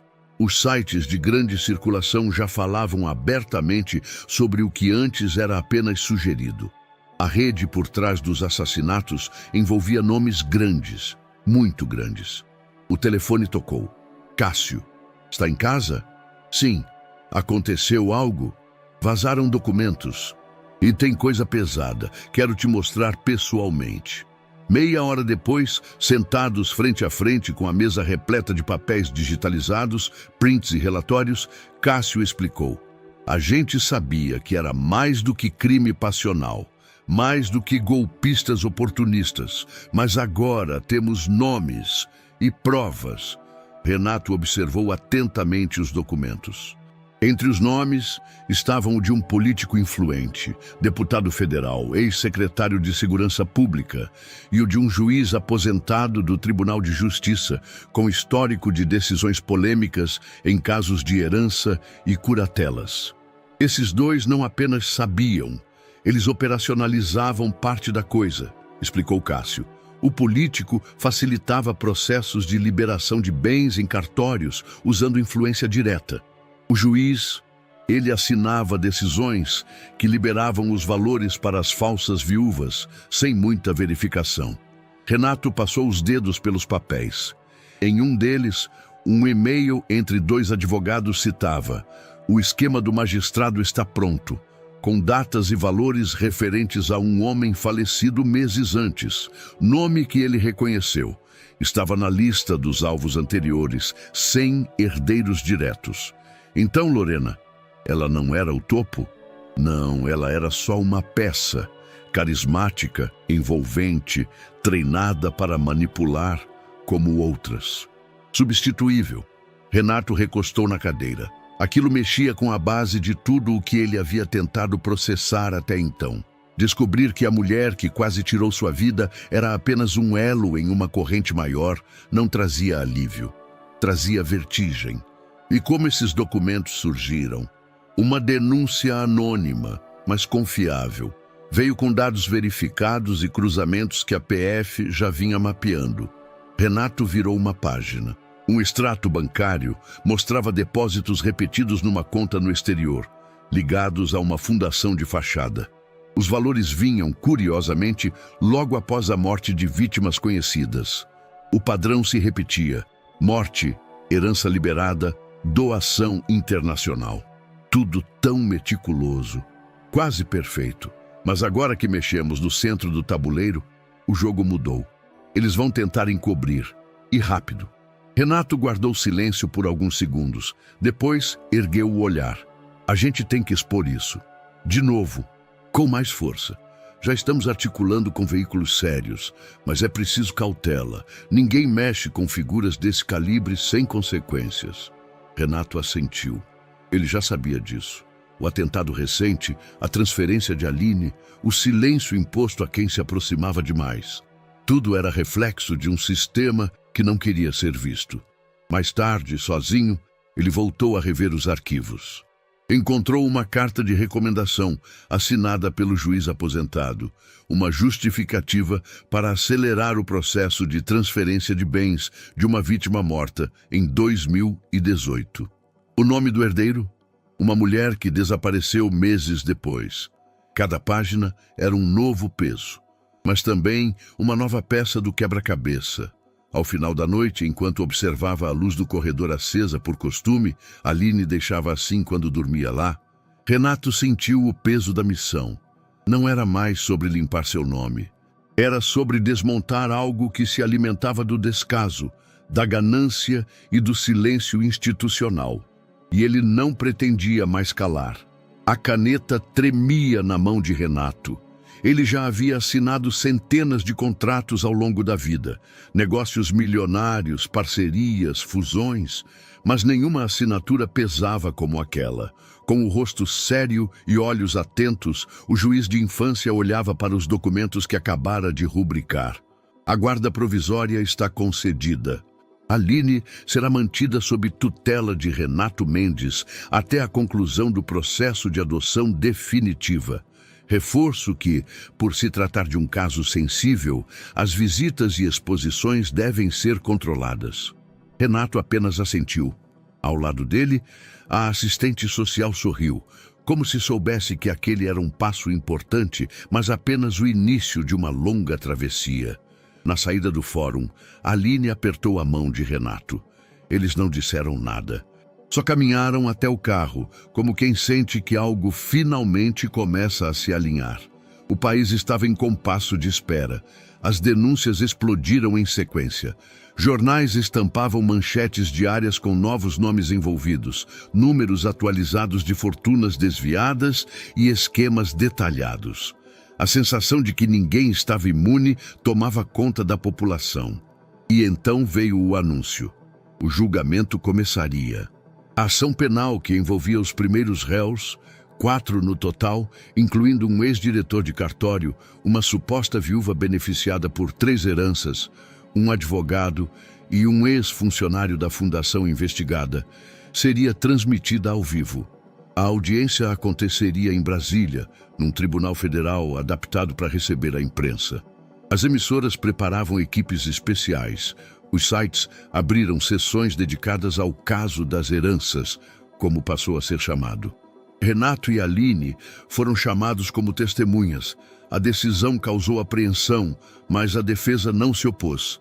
A fala da menina, segundo a promotoria, era essencial para confirmar pontos da denúncia e estabelecer o elo entre os golpistas e os casos anteriores. Dias antes do depoimento, Renato sentou-se com Aline na sala. "Você tem certeza de que quer fazer isso?" "Tenho. Pode ser difícil. Vão ter muitas pessoas assistindo. Eu não vou olhar para ninguém. Vou contar como se fosse para você." Ele segurou sua mão. "Se em algum momento quiser parar, você pode. Não precisa provar nada a ninguém. Mas eu quero. Quero que eles vejam, que ouçam, que saibam que eu lembro." Na manhã do depoimento, Aline usava um vestido azul claro e um casaco cinza. Os cabelos estavam presos num rabo de cavalo alto e os olhos, apesar do nervosismo, mostravam uma firmeza surpreendente. A sala estava cheia. Câmeras nos cantos, jornalistas atrás de barreiras, promotores, advogados e réus enfileirados. Renato sentou-se no fundo, ao lado da equipe de apoio. Manteve os olhos nela o tempo todo. Quando chamaram seu nome, Aline caminhou com passos lentos até a cadeira de testemunha. O juiz fez perguntas simples no início: nome completo, idade, onde morava. E então, com cuidado, pediu que contasse o que viu naquela tarde na cafeteria. "Eu estava lá fora, vendendo balas, mas eu tinha fome, estava cansada. Então fiquei perto da porta, que estava entreaberta." Ela contou com detalhes surpreendentes. A conversa entre Lorena e o homem de camisa azul, o tom da voz, a palavra dose, a menção a um último café. Ela disse que não dava mais para esperar, que ele confiava nela e por isso era mais fácil. A sala ficou em silêncio. Só se ouvia o som do ar-condicionado. "E por que você avisou o homem?"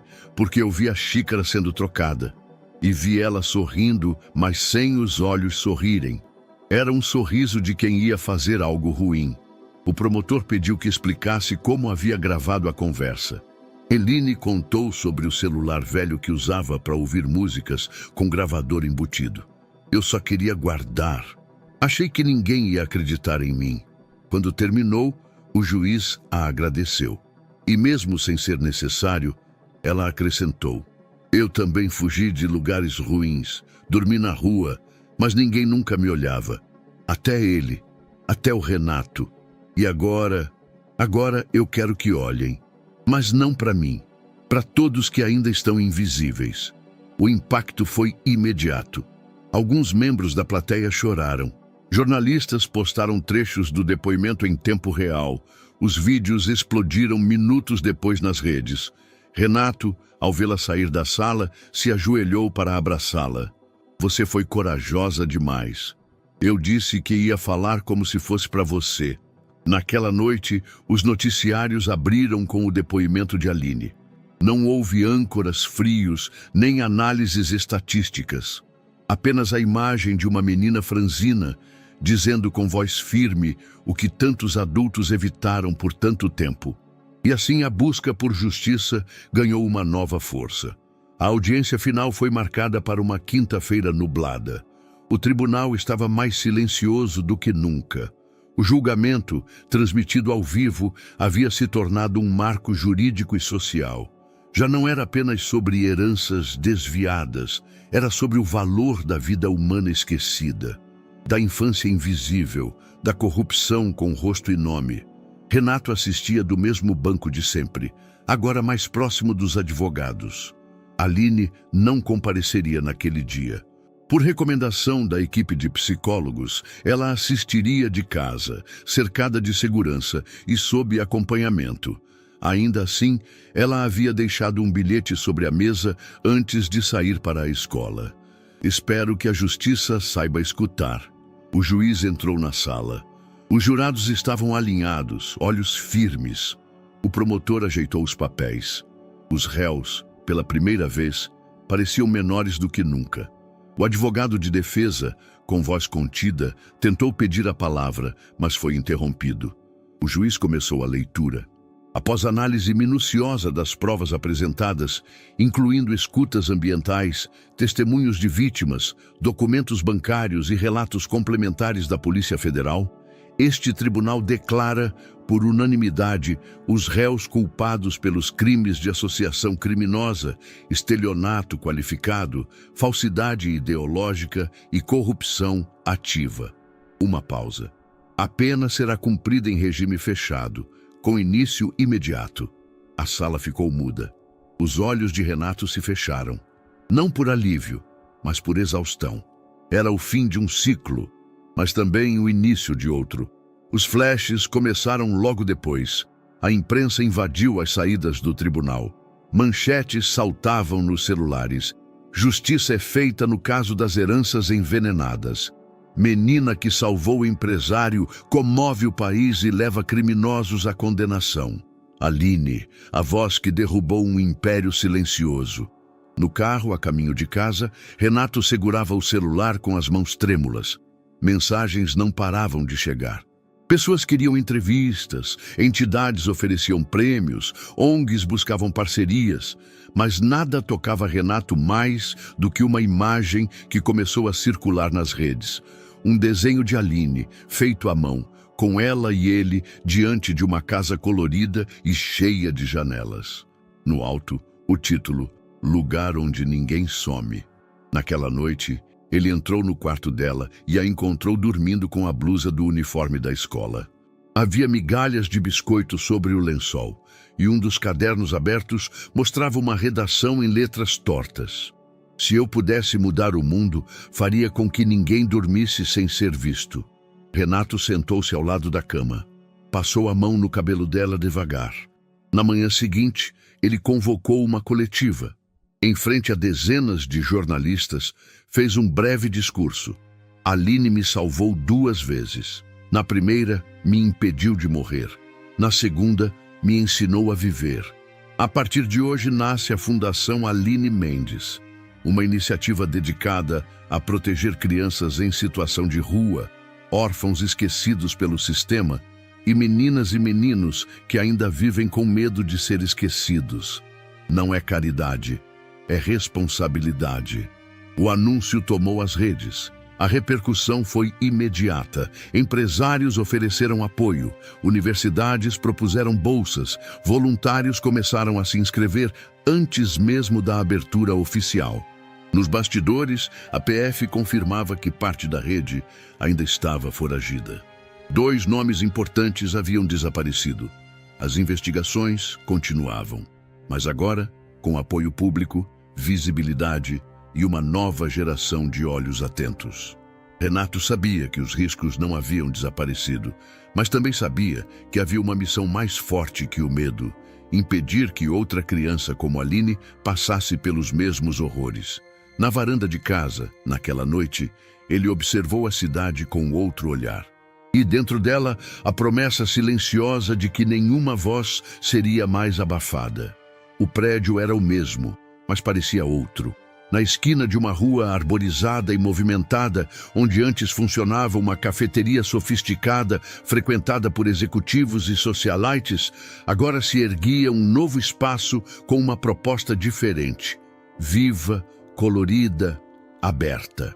As paredes externas haviam sido pintadas com murais feitos por jovens artistas da periferia. No maior deles, uma menina segurava uma xícara onde brotava uma árvore. No topo, os dizeres: de onde nasce o cuidado, cresce o futuro. Renato observava a movimentação com olhos atentos. Trabalhadores carregavam caixas, eletricistas faziam ajustes nas luminárias, voluntários montavam os últimos móveis no salão principal. Do lado de fora, um letreiro novo era erguido: Casa Aline. O local não seria apenas um abrigo, nem só um café. Seria um centro de cultura, acolhimento e formação. Parte da receita viria de um pequeno bistrô-escola no piso inferior, onde adolescentes aprenderiam gastronomia com chefes convidados. O segundo andar seria espaço de oficinas de teatro, informática e reforço escolar. E o sótão, antes abandonado, se tornaria um espaço de escuta psicológica e acolhimento familiar. Parece sonho, né? Comentou Aline, ao lado de Renato, vestindo uma camiseta com o logo da fundação. Parece, mas é bem real, e você ajudou a fazer tudo isso acontecer. Eu só dei uma ideia. Você que fez tudo. Nada disso. Você foi a primeira a acreditar que podia ser diferente, e isso muda tudo. Eles riram e voltaram para dentro. Era o dia da inauguração. Horas depois, a rua estava cheia. Famílias, crianças, vizinhos curiosos, artistas e educadores lotavam a calçada. O som de tambores ecoava enquanto um grupo de jovens capoeiristas se apresentava. Um palco improvisado havia sido montado, com um microfone para as falas de abertura. Balões coloridos flutuavam nas laterais e barracas de papel reciclado serviam lanches preparados pelos primeiros alunos do curso de gastronomia. Renato subiu ao palco e ajeitou o microfone. Há 2 anos, neste mesmo lugar, eu quase perdi a vida. E ganhei uma filha. Fez uma pausa curta, engolindo a emoção. Hoje, a gente abre as portas, não de um negócio, mas de uma promessa. De que nenhuma criança precise mais gritar para ser ouvida. De que nenhum talento seja desperdiçado por falta de oportunidade. Bem-vindos à Casa Aline. Aplausos calorosos preencheram o ar. Aline foi chamada ao palco. Usava um tênis branco e uma tiara com estrelas. Pegou o microfone com as 2 mãos e respirou fundo. Quando eu dormia na rua, eu olhava para os prédios e pensava: como é que alguém constrói uma casa tão grande e não vê que tem criança passando fome do lado de fora? Seus olhos brilharam. Agora, tem uma casa para quem quiser entrar. E ninguém vai ser ignorado aqui. A multidão aplaudiu de pé. Algumas pessoas choravam. A inauguração seguiu com música ao vivo, leitura de poesias por jovens da comunidade, distribuição de brinquedos e a primeira turma oficial inscrita para as oficinas. À noite, quando os portões se fecharam e os últimos abraços foram dados, Renato e Aline ficaram sozinhos por alguns minutos no salão. Você acha que a gente consegue mesmo manter tudo isso funcionando? Perguntou ela, olhando as luzes penduradas. Não sozinho, mas com gente boa dá sim. E mesmo que não seja perfeito, é melhor do que fingir que nada precisa mudar. Posso dormir aqui uma noite? Só para saber como é viver numa casa que eu vi nascer? Renato sorriu. Pode. Vamos trazer colchões, fazer um acampamento aqui. E amanhã, café com bolo para todo mundo. Ela se jogou numa das almofadas do chão e esticou os braços. Acho que é isso, né? Quando a gente encontra um lugar onde pode ser quem é, a gente chama de lar. Renato olhou para ela e depois para o espaço ao redor. Ali, naquele antigo café onde a morte quase o alcançou, agora morava algo novo. Algo cheio de vida. Ele se sentou ao lado da filha e pela primeira vez em muito tempo o silêncio era leve. O Fórum de Justiça da Infância e Juventude estava decorado com flores simples, nada exuberante, mas tudo carregado de intenção. Na sala reservada para cerimônias especiais, o juiz abriu o processo com uma caneta prateada e um sorriso no rosto. Senhor Renato Mendes, a partir de agora, a menor Aline Souza passa a ser oficialmente registrada como sua filha. O sobrenome, se desejar, pode ser incluído. Aline olhou para ele. Pode ser Mendes de verdade? Contudo, Renato sorriu. Contudo, Mendes completa. O juiz assentiu e finalizou a assinatura. O ato era legal, irrevogável. Mas para Renato e Aline não era só papel. Era o fim de uma espera. E o começo de uma história escrita com novos traços. Na saída, um grupo de crianças da fundação os esperava com cartazes. Bem-vinda à sua família, Aline. Hoje começa uma nova vida, mais amor para todos. Ela correu entre eles com um sorriso que não cabia no rosto. Dias depois, a Fundação Aline Mendes se preparava para um marco. Seria inaugurado o primeiro abrigo infantil 100% custeado pela instituição, com estrutura digna, educadores em tempo integral, psicólogos, áreas verdes, quartos individuais e principalmente um ambiente pensado para curar, e não apenas abrigar. E coube a Aline a missão de entregar, simbolicamente, a primeira chave. O pátio estava lotado. Crianças sentadas em almofadas coloridas. Jornalistas com câmeras discretas. Voluntários, educadores, apoiadores. E, no centro, uma pequena estrutura de palco com microfone. Aline subiu os degraus devagar. Usava um vestido branco com tênis colorido. O cabelo preso com laço azul. Na mão, uma pequena caixa de madeira. Eu queria dizer um monte de coisa, mas meu coração está apertado demais para isso tudo virar palavra. Então só vou dizer que essa chave aqui, ela levantou a caixa, não é de um lugar para dormir, é de um lugar para acordar para uma vida nova, igual eu acordei. A multidão aplaudiu de pé. Ela desceu e entregou a chave ao primeiro menino acolhido pela fundação. Tinha 6 anos e olhos assustados, como os dela tempos atrás. Renato, de longe, observava tudo com os olhos marejados. Ao lado dele, Helena, a antiga professora, sorria com ternura. Ela é uma revolução pequena, comentou. É mesmo, e me ensinou mais do que qualquer universidade, qualquer negócio, qualquer prêmio. Naquela noite, pai e filha subiram juntos até o topo de um prédio próximo ao abrigo. Era um mirante antigo, desativado, mas ainda seguro. De lá se via a cidade inteira, os prédios, os faróis, as buzinas distantes, os telhados dormindo em silêncio. Aline se sentou na mureta de segurança, os pés balançando no ar. Foi ali que tudo começou. Apontou para o prédio da antiga cafeteria. E é aqui que tudo continua. Você tem medo do futuro? Renato pensou por um instante. Às vezes. Mas agora menos, porque não tô mais sozinho. Ela deitou a cabeça no ombro dele. Eu também não tô. Ficaram ali em silêncio por um tempo, até que Aline tirou algo do bolso. Era um guardanapo velho, dobrado com cuidado. Nele, um desenho antigo. 2 figuras de mãos dadas em frente a uma casa. Eu fiz isso quando ainda morava na rua. Era o que eu queria. Agora eu posso desenhar de novo, com cores novas. Renato segurou o papel. Vamos enquadrar isso. Vai ser o símbolo da nossa história.